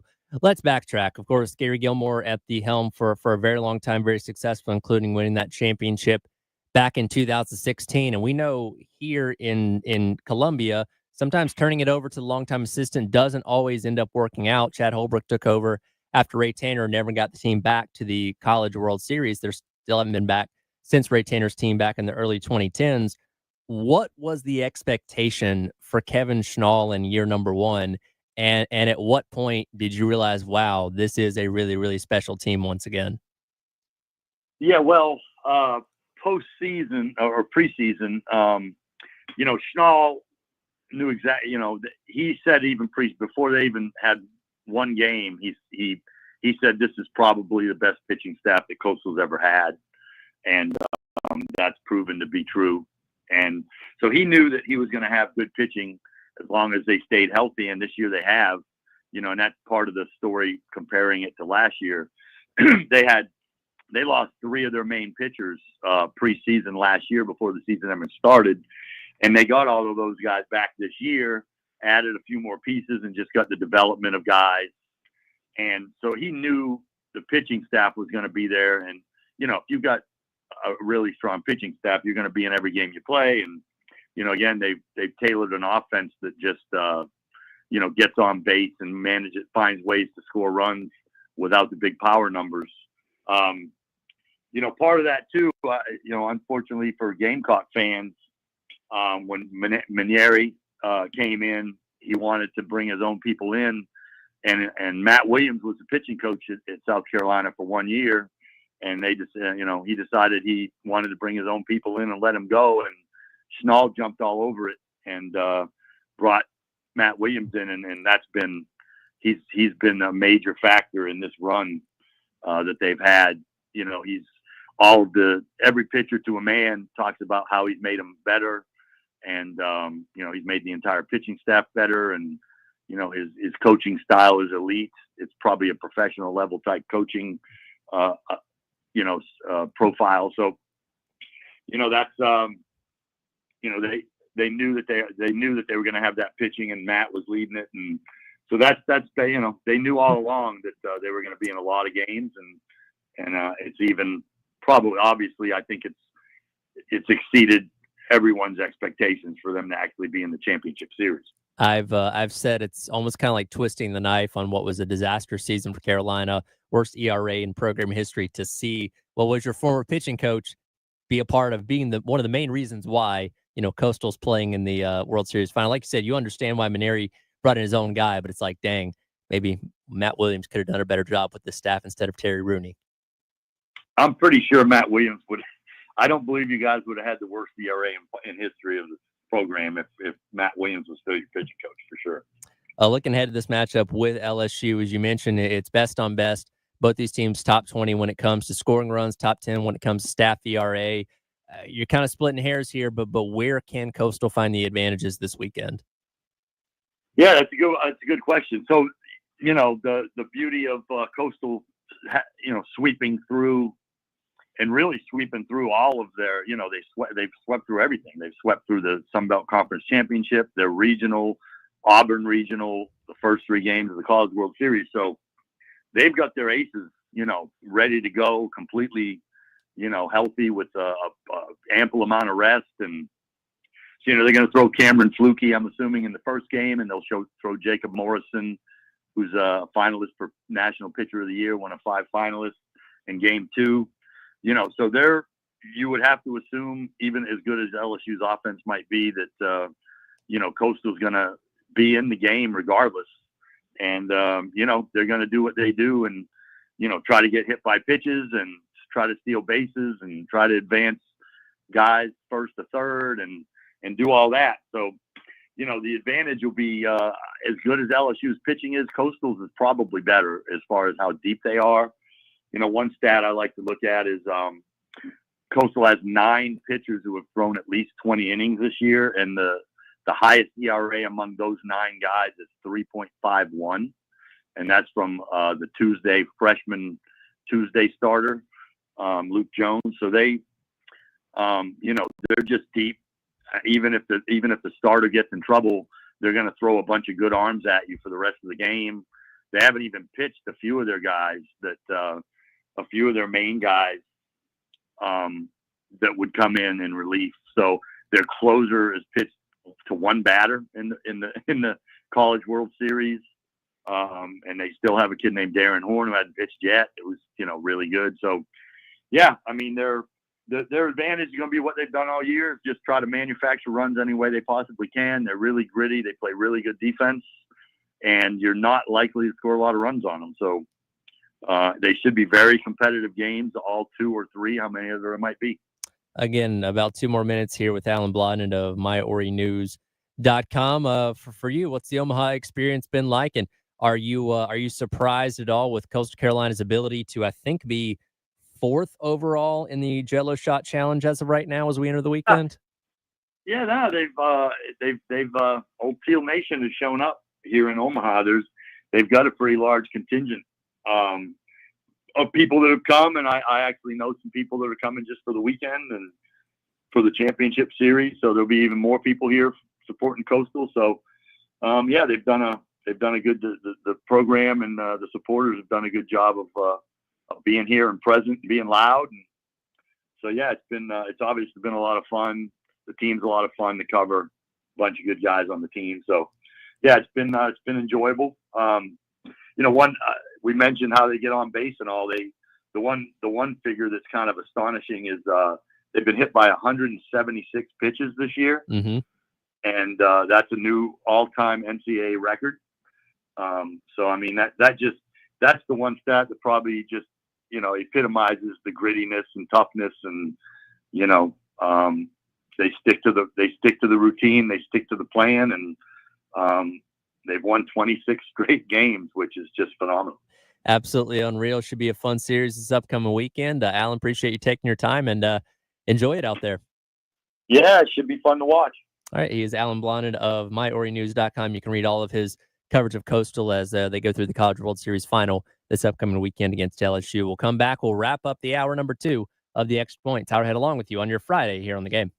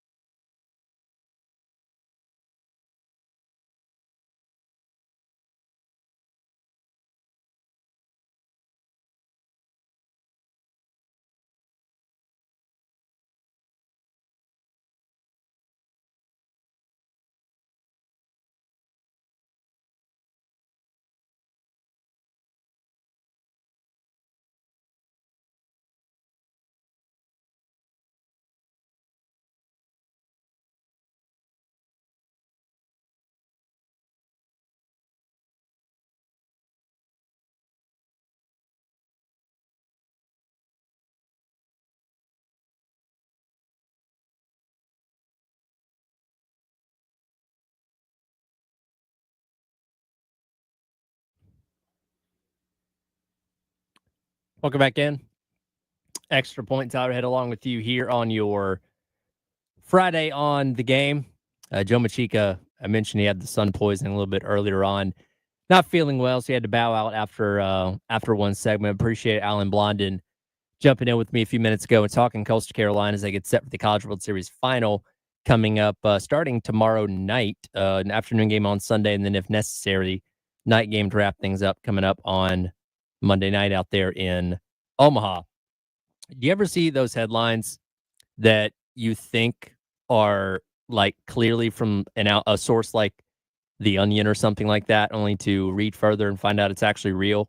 I had one of those moments yesterday when I see this making rounds on Twitter that Bowling Green has a quarterback that they acquired in the transfer portal this offseason with the middle name ESPN. And of course, like I said, I read that and I'm saying, oh, well, that's a funny satirical article. Let me see what that's all about. No, this is very real. Gideon ESPN Lampron. Yes, ESPN is his middle name. Maybe he pronounces it Espen. I don't know. But Gideon ESPN Lampron is a linebacker that Bowling Green got in the transfer portal from the University of Dayton this offseason and is joining the Falcons for this season.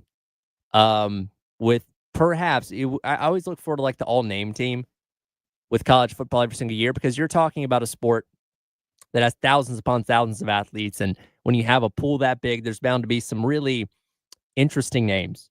And I think we'd be hard-pressed in 2025 to find a better name in college football than ESPN Lampron.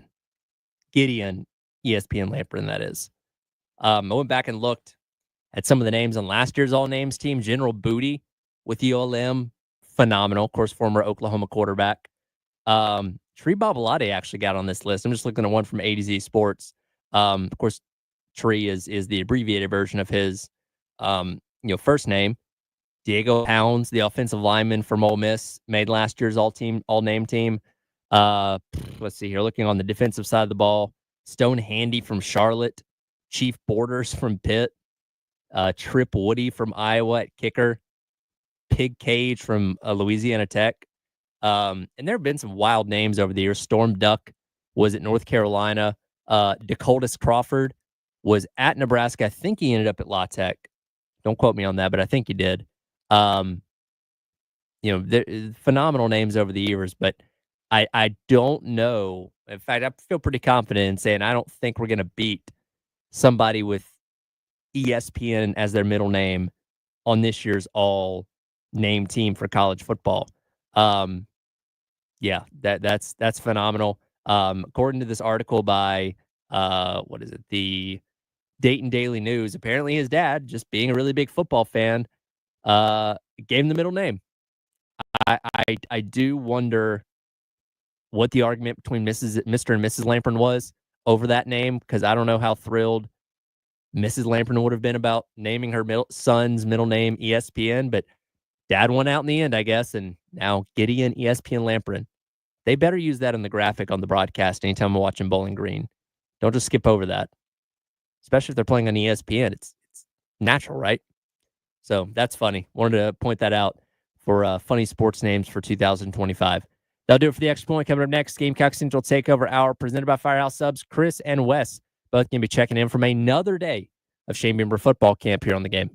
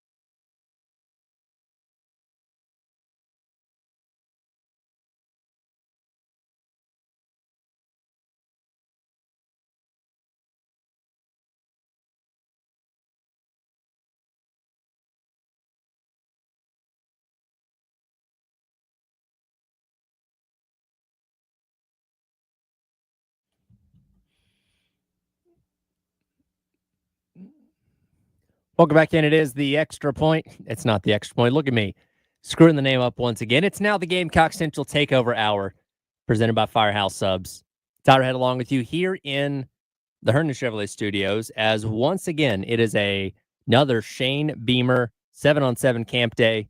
That means Wes and Chris are on location covering things. Going to be hanging out with Wes for the first couple, Chris for the first couple segments here, and then Wes coming up at the bottom of the hour. But as we head out to Love Chevrolet phone lines, Chris joining me now.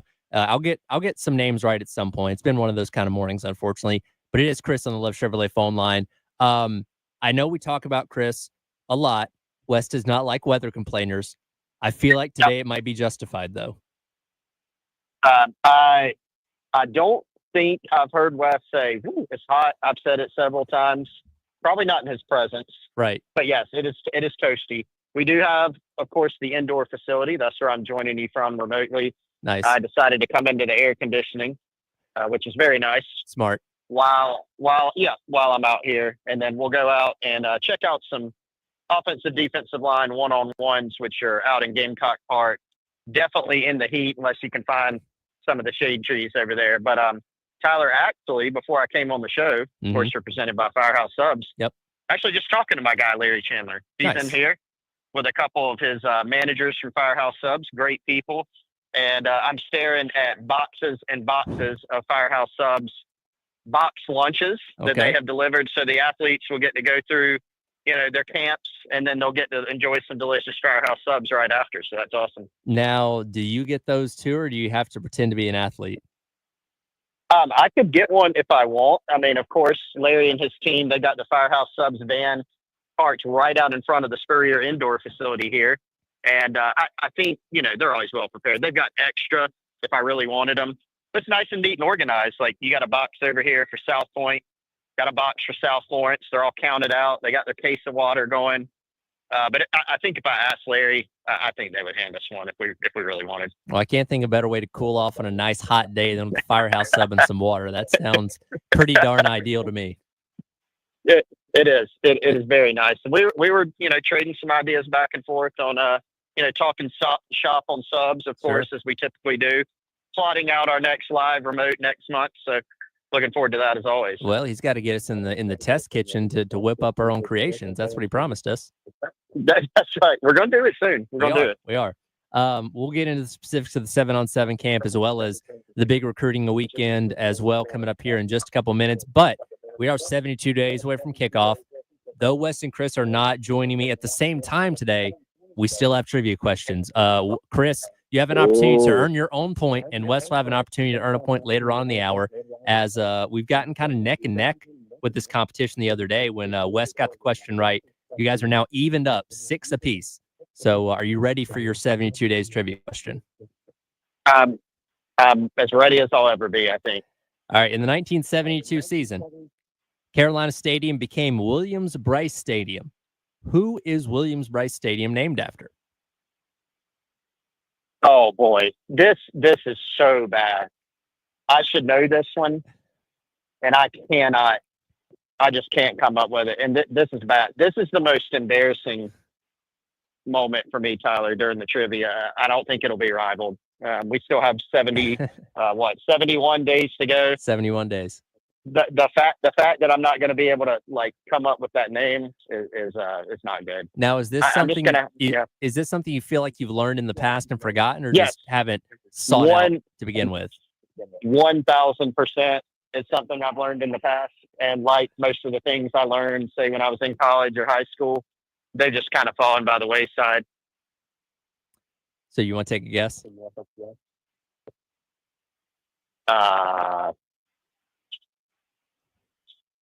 John Williams. Not quite. So the name, not even close. It is named after Martha Williams-Brice, who is of the Williams Furniture family company. She married Thomas Brice, which is why the name is combined, and they were major donors. Thomas played for USC in the early 1920s, and they were major donors to the university even after their passing. And then in 1972, they opted to name the stadium after her. So that's where we get Willie B from. There you go. Yeah, and now it's one of those things like I know I claimed, and look, I couldn't come up with it at all, so I have nothing to hide here. That's one of those things that as soon as you said Martha, it's like, yep, there it is. That's There it. it is. Like it came back into the brain. Yep. But I certainly did not have it. I predict, by the way, that Wes, I was trying to think if he'll get it or not. I think he will. I think he's about to take the lead today when you Well, have him on later. So I do have a different question for him, but I'll also pose that to him if he wants a bonus point. How about that? Okay. Yeah, and I will not tell him what the question was. Okay. So Well, he can go into it. I was going to say you shouldn't because he's competing against you, right? That's right. I won't tell him. He'll go in blind. So we are tied up 6-6 apiece as we navigate through the month of June. Now kind of focusing in on what's happening today. And again, you guys been out at these camps for the better part of 2 weeks, I believe. Were you out there yesterday as well, if I'm remembering correctly? Yep. So what's significant about today? And is this the last one of this summer for the 7-on-7s? This is day 8 of camp overall, and of course that includes a mix of team passing camps, O-line, D-line, and then just the generalized camp, the specialist camp that they had for just one day. So last day, day 8, it used to be they had 10 camps. Last year, I think it was 9. They've kind of consolidated it to 8 this year. And so we've seen a lot of talent, roll through Columbia. So yesterday was a pretty O-line, D-line heavy day. It was also a pretty heavy day in terms of 7-on-7. It was probably the strongest day in terms of prospects yesterday. But there's some guys to watch here today, Tyler. I mean, I think the starting point is you've got Jazavian Currents, the 4-star South Carolina safety commitment. Defensive back, super impressive physically, been committed to South Carolina, of course, for quite a while. He's on hand with his South Point team, competing in the 7-on-7. He's looked good so far, playing defensive back and playing some wide out for his team. And once he finishes up here, it's just going to stay right on over, not go back to Rock Hill because he's scheduled for his official visit this weekend. Of course, he's got couple of his buddies, and Tamarian Watkins from Northwestern and Samari Smoke Matthews from Huff in Charlotte also coming in this weekend. So he's one to watch. Then another guy in the 7-on-7 I've been keeping a close eye on from Burns. They have an A team and a B team here. David Trey Segarra, David Segarra III, super impressive running back from the 2027 class. Has had an offer for a while from South Carolina. Has an offer from Clemson that he just picked up this summer as well. Tennessee, a bunch of other programs. Certainly looks the part of an SEC, Power 4 level back. You don't get as great of a sense, of course, in 7-on-7 because you can't, hand the ball off to a running back, let him break tackles, let him run. But he's out here moving around, catching some passes, looks very good. And there's a few linemen of interest that South Carolina's working out over at the lineman camp in Gamecock Park. Going back to Cigar real quick, reading your updates on the Insiders Forum, you're marveling at the way he is built, to say the least. Yeah, I mean, that's what I thought on the Insiders Forum. There's really no good way to put it other than he is built well in terms of his. I think if you took just one of his calves, they're about as big around as my entire body. So just really well put together kid. Really good soccer player as well in high school. He comes from kind of a soccer background family, really good soccer player. And I think that translates pretty well to his game. Just when you watch him move in space, you can kind of tell he has a good understanding of spacing. And you can route running as a back. Obviously, as a running back, you need to be really good in space. And I think soccer is a sport that can really help you with that skill. We learned recently, Tyler, a lot of us knew around here, but more of it came out in that athletic story about Lenore Sellers and his soccer background. And so, sure, you don't maybe see a lot of football and football, crossover, but Sellers is one, and David Segarra is one too. So he's someone the staff's going to be paying close attention to. He's been on the radar really since he was about, I think, in 8th grade. And now, of course, going into his junior season, he's got a lot of attention from a recruiting standpoint. I think it's interesting you bring that up about soccer because you guys talk about this a lot, and you guys have been on the road covering so many recruits over the years. But when you have a guy that can excel at multiple sports, and whether it be in basketball or baseball or soccer, I think that goes a long way in telling not only the coaching staff but the fan base, whoever as a whole, kind of more about that person. So I know they love multi-sport athletes, and he seems like another one that could potentially check that box for him. Yeah, there are a a lot of statistics. I feel like this comes out every single year that guys who, play multiple sports are more likely to get drafted in the NFL draft. I had someone around here telling me, about a statistic that I don't want to say it wrong, but just the amount of guys that are basketball and football players at the next level, if they play both sports, that's gives you a much better chance, just from an athletic profile, being able to do that. And, you may not see that again as common with like a soccer player. But you certainly like guys who are, hey, I'm tracking football. You think about Tonka Hemingway at South Carolina, how athletic he was. He was baseball, basketball, football. TJ Sanders, football, basketball. And so I can tell you for sure that it's something that the staff always asks about, and not just here, but across the country. Obviously they want you to be, it's always better to be fully focused on football. We see that with Nick Harbor, right? He gave up track this year to fully focus on football. When it's time to play football, that's a good thing. But in high school, guys who play multiple sports, it just kind of gives you a different look, a different scouting look when you're going. You see a lot of coaches go to, hey, I'm going to this kid's basketball game, or I'm going to this kid's track meet, because you get to watch them in a different setting. And those guys tend to have really good athletic profiles. Yeah, definitely so. So again, a lot of these guys that you're keeping an eye on for today. And real quick before we hit the break here, you talk about maybe not being able to learn as much about running backs, just kind of given what the structure of a 7-on-7 is. On the scale of like being able to learn the most to being able to learn the least, like what position's kind of on that most end, what position's kind of on the least end when it comes to value the 7-on-7 gives for overall evaluation? Yeah, man, that's a really good question. Running back is probably the least, right?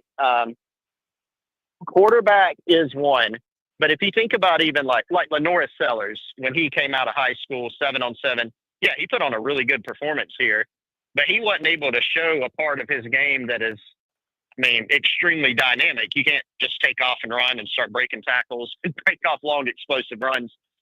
I do think it's important. And even for receivers, you can't get a sense of them blocking. I would say DB and receiver might be the top positions that you can get a sense for. You can see, how do they run routes? How do they cover? What's their spacing? Do they understand concepts? It's probably receiver, DB, then quarterback, and then running back lastly would be my right read on it. Gotcha. Makes a lot of sense. We'll dive into what it's going to be a recruiting weekend as well. Last weekend for the dead period to get guys on campus, including a couple of pretty notable names as well, including quarterback Landon Duckworth. We'll dive into that coming up next. It is the Gamecock Central Takeover Hour presented by Firehouse Subs on your Friday on the Game.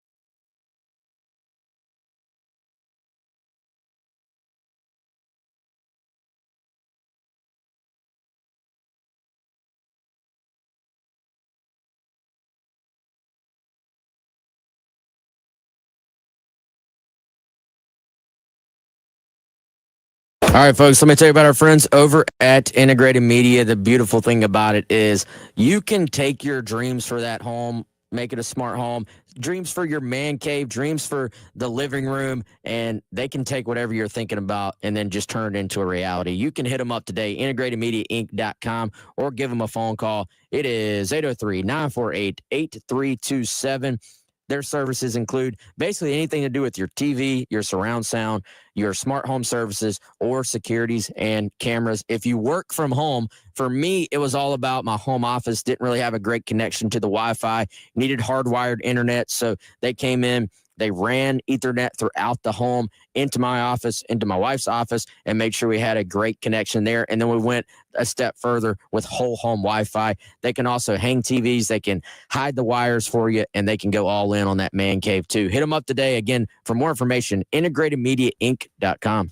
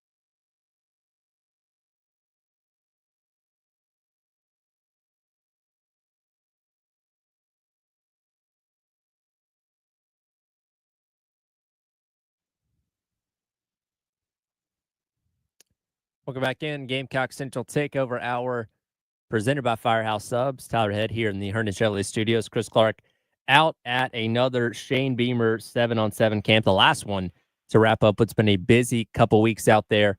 Obviously, getting a glimpse into the future of potential Gamecocks, in the years to come there. But this upcoming weekend, another big one from a recruiting standpoint, as Coach Beamer and staff look to land some commitments in addition to the ones they've already gotten so far this summer from a very impressive group of guys that will be on campus. Of course, the biggest one of that we've talked about quite a bit here as of late, Chris, is Landon Duckworth, the former commit to South Carolina that decommitted and now has the Gamecocks in his final two between them and Auburn. Though important to note here, he is an unofficial visitor this weekend. And just real quick, remind people the distinction between unofficial and official visitors with this kind of thing.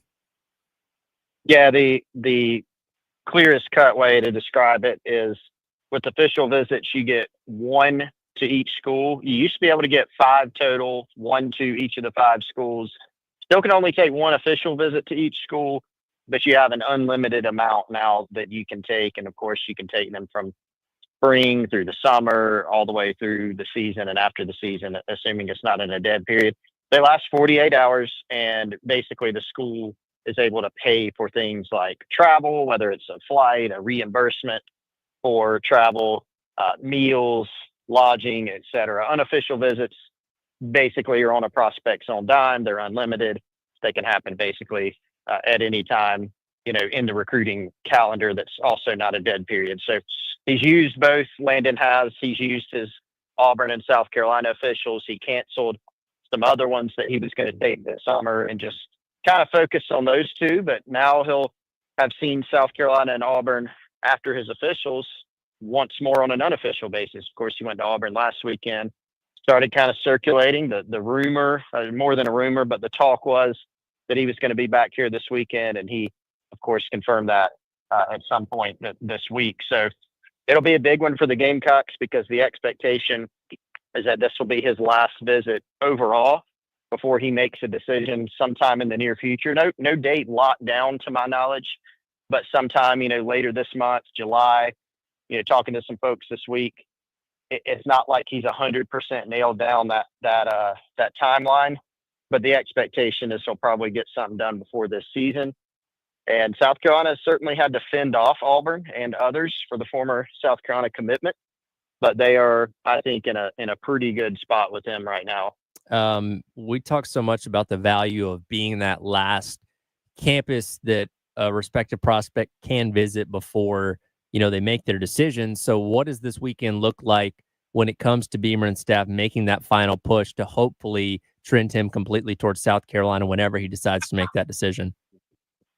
I just think it's another way to just kind of reinforce and reiterate why he likes South Carolina. And I think when we were doing our podcast, last podcast Wes and I did, one of the listeners chimed in with a comment or a question of, hey, what can they even show Landon Duckworth that he hasn't seen? And it's a valid question. It's a valid point. You're not bringing Landon on campus and saying, hey, Landon, you haven't seen this room in the facility yet, right? It's not really about that. He's been here not just for his official, but he's been here plenty of times. He could probably guide himself around campus at this point, right? He can get around fine. What this is just more FaceTime. Hey, do you have any last minute questions that instead of sending a DM or a text or talking about it on the phone, having some face-to-face real conversations? I'm sure that Auburn had some things to say about why their opportunity is better than South Carolina's, right? So for South Carolina, it's your chance to answer any of those questions, reinforce why your opportunity is better. And it's always good to get a guy around campus. Another thing is you got to think about this. There's going to be some commitments on campus this weekend. There's going to be some other targets that he could potentially play with on campus this weekend on official visits. There's going to be a couple guys that he's close with. Zion Giles is hanging out right now at camp. I don't know if he's going to stay over this weekend, but he could. The Harris twins, who were close with Landon, have become close with him. They were on their official visit together earlier this month. They're coming back for an unofficial visit. So more time with those guys, getting him more and more comfortable, feeling like part of the team. And so we know Shane Beamer he says all the time, his best teams he's been out have been close and connected. And that's the recruiting class is a recruiting class that feels close and connected. So anytime you can get a guy on campus, again, especially probably the last visit he's going to take, that's a positive. That's what my next question was going to be. Who is kind of the most important person on campus also visiting that could have an effect on that, whether it be the Harris twins, House, the tight end that's committed to South Carolina, is going to be here. He'd theoretically be playing with Landon Duckworth if he decides to come here. Currents, I know, is on the defensive side of the ball, but obviously he's committed to South Carolina already as well. Is there one specific person that might have the biggest potential influence on Duckworth that is also going to be on campus this weekend? Yeah, aside from, in terms of non-coaching staff members like Shane Beamer and Mike Shula and Darren Usher, the director of recruiting here, I do think you'd probably have to go with the Harris twins. Again, I'm not sure if Giles is hanging out the rest of this weekend. He's here now, assuming Landon has arrived, which I'm not totally sure. I haven't spotted him out here at camp yet. Those guys, have a pretty good bond. We kind of learned about that from the Harris twins and from Zion again when they took their official visit earlier this month. Hey, we play video games. We got a group chat. Like, they talk a lot. And so even though those are guys, I mean, Zion Giles will be, in theory, he'd be protecting Landon Duckworth. The other guys, the Harris twins, Aiden and Andrew, on the defensive side. But nonetheless, they've struck up a friendship. They talk. They seem to trust each other. So I think having those guys around this weekend to hang out will certainly help with that comfort level. So I'd probably pick the Harris twins there. A lot of high-profile guys on campus this weekend. I know we talk a lot about Samari Matthews, somebody that's got a lot of interest for some high-level programs like Miami, Florida State, and Texas. And kind of once again, by the way, four-star cornerback out of North Carolina. He's another guy that kind of talking about same thing with Duckworth. I think it'd be very valuable to have that last visit with him and make that final push before he potentially decides on his where he's going to end up going. Yeah, the Gamecocks have been in a good spot there for a while. And they, Matthews set his official visits, somewhat early in the process. And as soon as it came out, you saw, okay, South Carolina gets the last visit. He's deciding, I think in July, I believe it is. Can't remember the date off the top of my head. And so you looked at it and went, okay, they're probably getting the last visit here. Always a positive. He's very close, with Jazavian Currents. Marion Watkins, who's also from Rock Hill, plays at Northwestern. Also knows those guys anytime they've been on campus, all three at the same time, which has honestly been plenty of times. They all hang out and talk and they keep in touch. And so I think it's a positive to have Currents committed. Other schools have actually tried to flip Currents, including Texas. He's actually taken some other visits. And I do think that having him in the class helps. And look, Samari Matthews, Texas did make a big impression. For South Carolina, this is a chance, again, kind of like Duckworth, just a chance to reiterate and just reinforce why he likes South Carolina so much. I mean, he's even said publicly before, not lately, but he said publicly the Gamecocks have been on top, has a great relationship with Torian Gray, close to home, loves everything that's going on with the staff. And so I think at the end of the day, once this visit wraps, they're once again going to have a really, really good shot to eventually get him in this class. Well, hopefully it's a good weekend. We'll have some fun things to talk about on Monday. I'll let you get back to it, and we'll chop it up with Weston on the other side. I appreciate it, man. All right, it is the Gamecock Central Takeover Hour presented by Firehouse Subs. Tyler Head along with you, flying solo here in the Herndon Chevrolet Studios on your Friday on the game.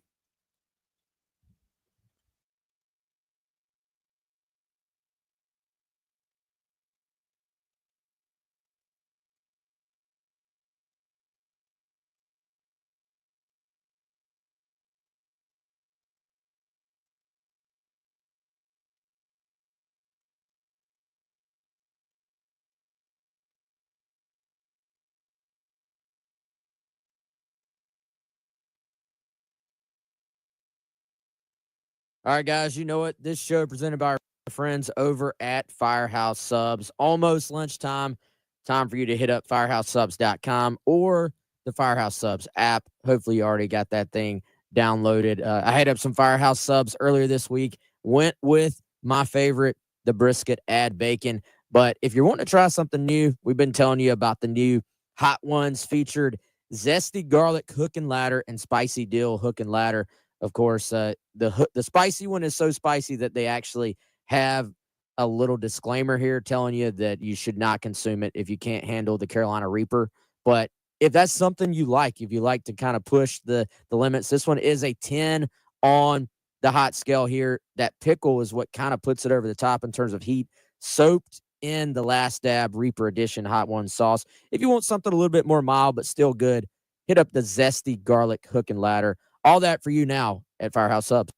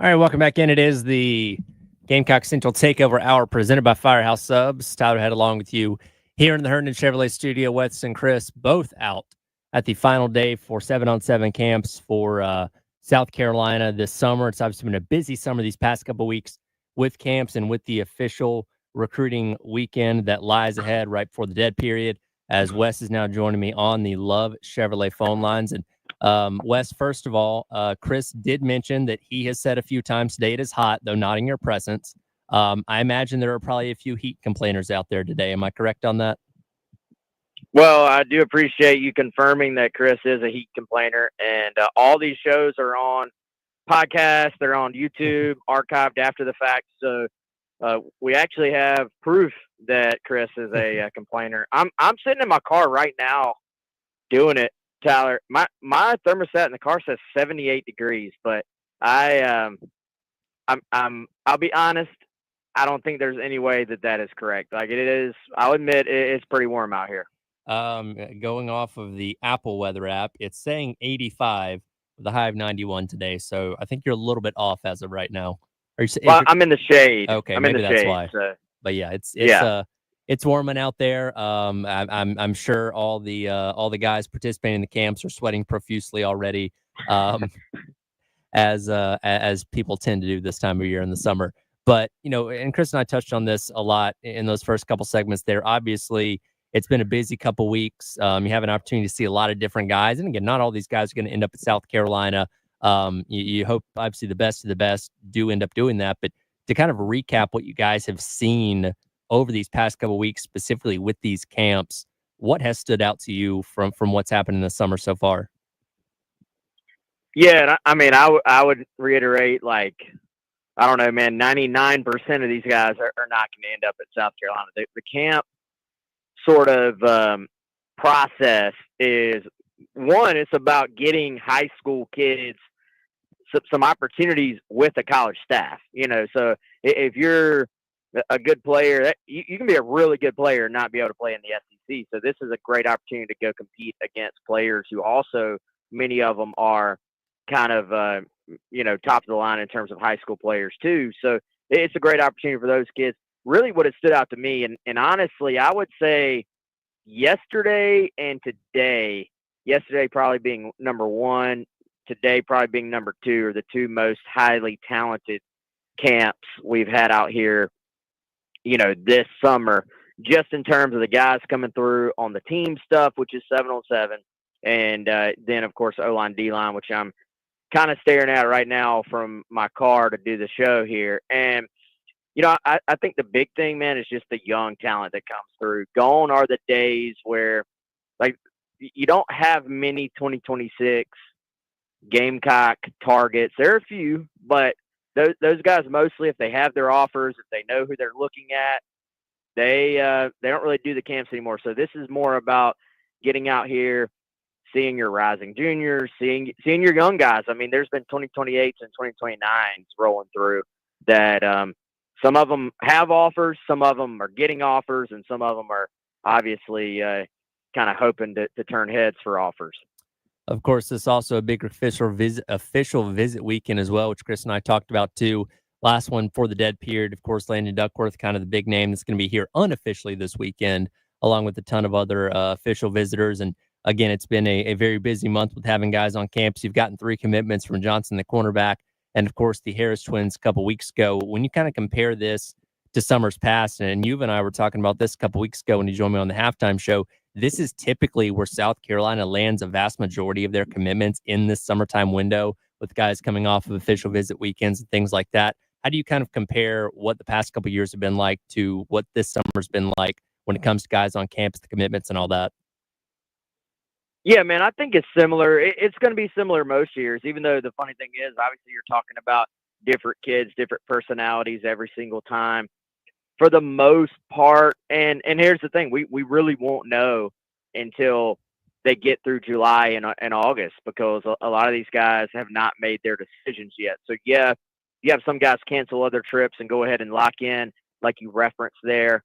A lot of guys, though, want to take 3, 4, 5, sometimes more visits, and then boom, I'm going to wait and make a decision in July after I sort of process everything I saw. So I would say pretty similar for the most part. These summer officials, I don't know, man, you maybe land half of them, a little under half of them maybe in the end. So, we'll see if they hit at that same clip this year. But I do think they will, man. There's some lingering guys from the earlier OVs that I think they're in a great spot to land. And, I just look at the fact you do have a Landon Duckworth who was in, like you said, for his official visit already. He's coming back out for an unofficial. You look at P.J. Dean, who's a 4-star defensive lineman, looking at Georgia, South Carolina, Ohio State. He's already taken his OV. He was back on campus yesterday for an unofficial visit and took part in the O-line, D-line camp. Noah Clark, 4-star defensive lineman, I should say. And same deal, already took his OV, but came back out to just hang around the staff at the camp a little bit. So I think there are some really positive signs that this is going to end up being a successful summer. Now, they got some big guys on campus this weekend that are important to what they're trying to do and what they're trying to have their class be. So, time will tell. But I think they feel good about where they are right now. As honestly do most schools, most coaches right now probably feel pretty good about their classes going through the summer. And a couple of other guys are going to be back on campus for unofficials are the Harris twins, who, of course, just committed to South Carolina a couple weeks ago. And now this is where their role becomes even more important with them on campus with a bunch of other guys that have not committed anywhere as of yet. Now they get to kind of put on their recruiting hats and try and bring in guys to add on to that class they are now a part of. Yeah, I think that's important, man. For one, it just speaks to, hey, these guys care about where they're going to be at for the next few years. And, just because you commit doesn't mean other schools aren't still trying to recruit you. I've heard UNC still trying to recruit the Harris boys. The fact that they are coming back to Columbia, even though the decision is made, just to spend some time with their future coaches, spend some time with their future teammates. I'm sure you look at Samari Matthews. This is one of the top DBs in the country, 4-star kid, also out of the state of North Carolina. Samari Smoke Matthews has been a known prospect in that state. I don't know, man, since he was in 8th grade, maybe. So I promise you the Twins have been well aware of him, know all about him as a prospect. I got a feeling they're probably have him on their radar coming in this weekend to try to work him some. And you're going to have some other commits, Currents from South Point, House from Newberry, 2 longtime Gamecock commits. They're going to be on campus for their official visits this weekend. So I do think this is a chance for it to be one of those weekends where the guys, there's going to be some recruiting going on, but if you have your way, if you're South Carolina, you really want it to be one of those things where the guys just feel like they're already a part of the team. And, I'll be curious with Duckworth coming in, is there any chance, because he was on campus for his official visit when the Harris twins committed, when they were on their official visits. And from what I was told, that was like a celebration. It was a party. It was that brought some juice to the whole weekend. So I'll be curious, is there any chance that Duck goes ahead, wants to commit while on campus? And if he does, I could see that helping carry through the weekend and just bring in that little kind of cherry on top of the extra energy. Yeah, absolutely. And that obviously be huge for South Carolina if they were able to land him to add to what is already a very strong 2026 class. By the way, at last look here, this is per On3's team ranking 17th overall in the nation with only 8 commits so far. A lot of teams around them have a lot more. So obviously, and again, we still got 6 months until early signing day. A lot of opportunity to continue to grow this class, which hopefully ends up being another strong one like we've seen for these past couple of years with Coach Beamer and his staff.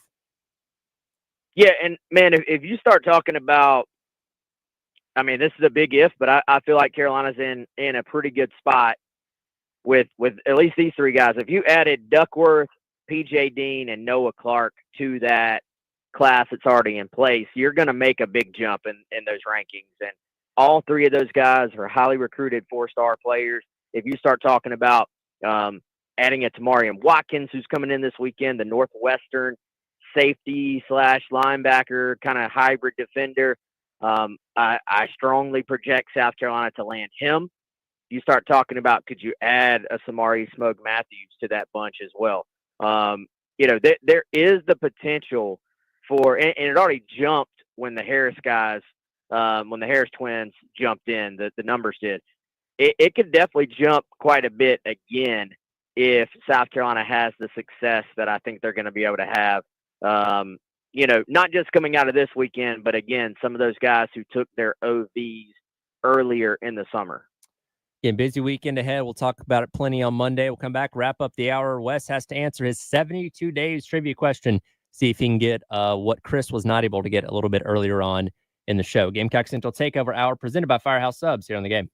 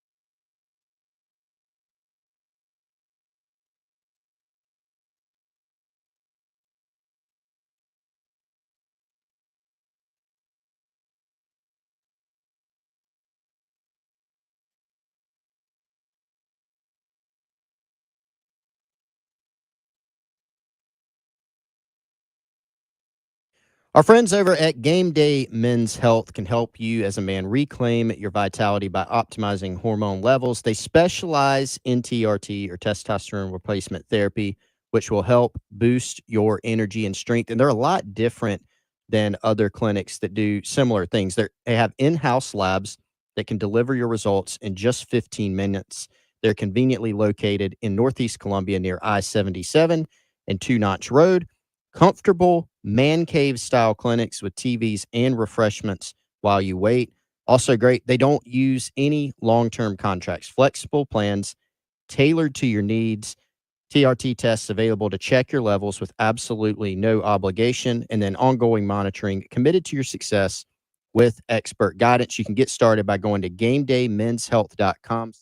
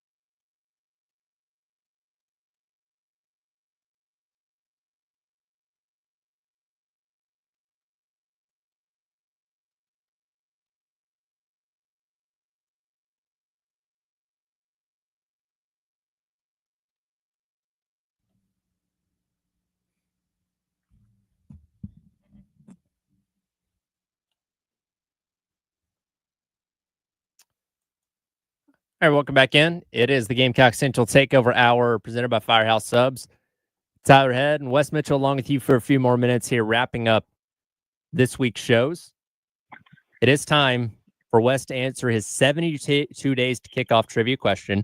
Now, I did pose a question to Chris earlier on in the hour, which you got wrong, and I will give you the opportunity to answer that question for a bonus point if you are able or after you answer the first question. You good on that? So this is a different question. You get a different question, but I will also give the opportunity to answer Chris's question for half a point. All right. Yep. All right. Yep. Let's do it. All right. Let's let it roll. Again, 72 days to kick off. Your question is 1972 was when Williams-Brice Stadium became Williams-Brice Stadium. What was the name of the stadium before it was Willie B?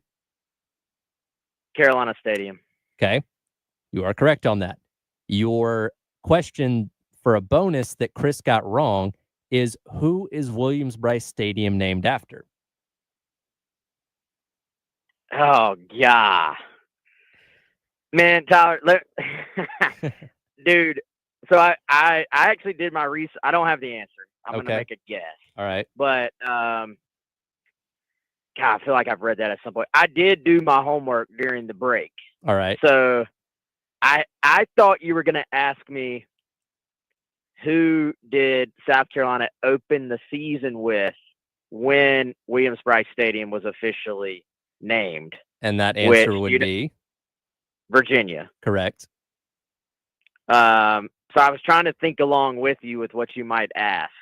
But because you had, we were in the same general vicinity, I feel like. So yeah. I was literally, I think I knew it was Carolina Stadium, but I just literally saw Carolina Stadium to remind me. Williams-Brice, I mean, what you want the name? Like it was a couple of families, right? Like, well, the stadium actually is specifically named for one person, but it's tied into a family. So if you can give me that one person's name, I'll count it.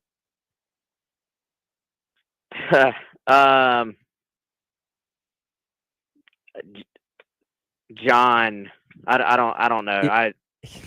So Chris actually guessed the exact same thing. Like he literally said John earlier on this hour. That's, I mean, not surprising. We've worked together so long that you have the same brain. What's the answer, Tyler? It is Martha Williams-Brice.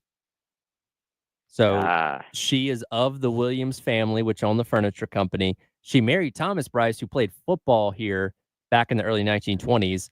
And they passed away before the 72 season, but their estate donated a lot of money, which helped renovate the then Carolina Stadium. And in honor of that, it was renamed to Williams-Brice. But it's mainly named after Martha Williams-Brice. Hey, the more you know. There you go. Again, I'm learning things. Yeah, so am I, apparently. So am I. I'm sure at some point I learned that, but I guess I didn't really save it in my brain. So good to know. Well, now, these days, if you're going to get stadium naming rights, they only give it to you for a certain amount of time. You know? That's true, yes. Which, with the revenue sharing era, I imagine a lot more football stadiums are going to start taking on corporate names as another means of generating revenue, right? Oh, 100%. And I think what we saw with Tennessee, the sort of not naming rights to the field, but a primary sponsor on your playing surface. Mm-hmm. I can almost guarantee every school that can find a match for that, a company that wants to and is willing to pay what that is worth, because you got to figure you have 7 home games, you're on ESPN, SEC Network, all these things. The number of times your logo is going to be seen if you're on the field is going to fetch a big number, obviously. I imagine we're going to hear a lot more announcements about that very thing this off season. I can see it now. Firehouse Subs on the 25-yard line. Hey, we're here for it, right? Like you could even maybe put a little whatever the sub of the month is at Sure. Right below the logo. I mean, I know Larry's walking around there. Pitch the idea to him. You know what? That's what I'm gonna go do right now. There you Tyler. go. All right, y'all have fun. We'll talk to you on Monday. All right, man. It's not that hot out here. Let me just say that. Okay. See you, Tyler. See ya. That'll do it for the Gamecock Central Takeover Hour presented by Firehouse Subs. Halftime show up next with more of myself on your Friday here on the game.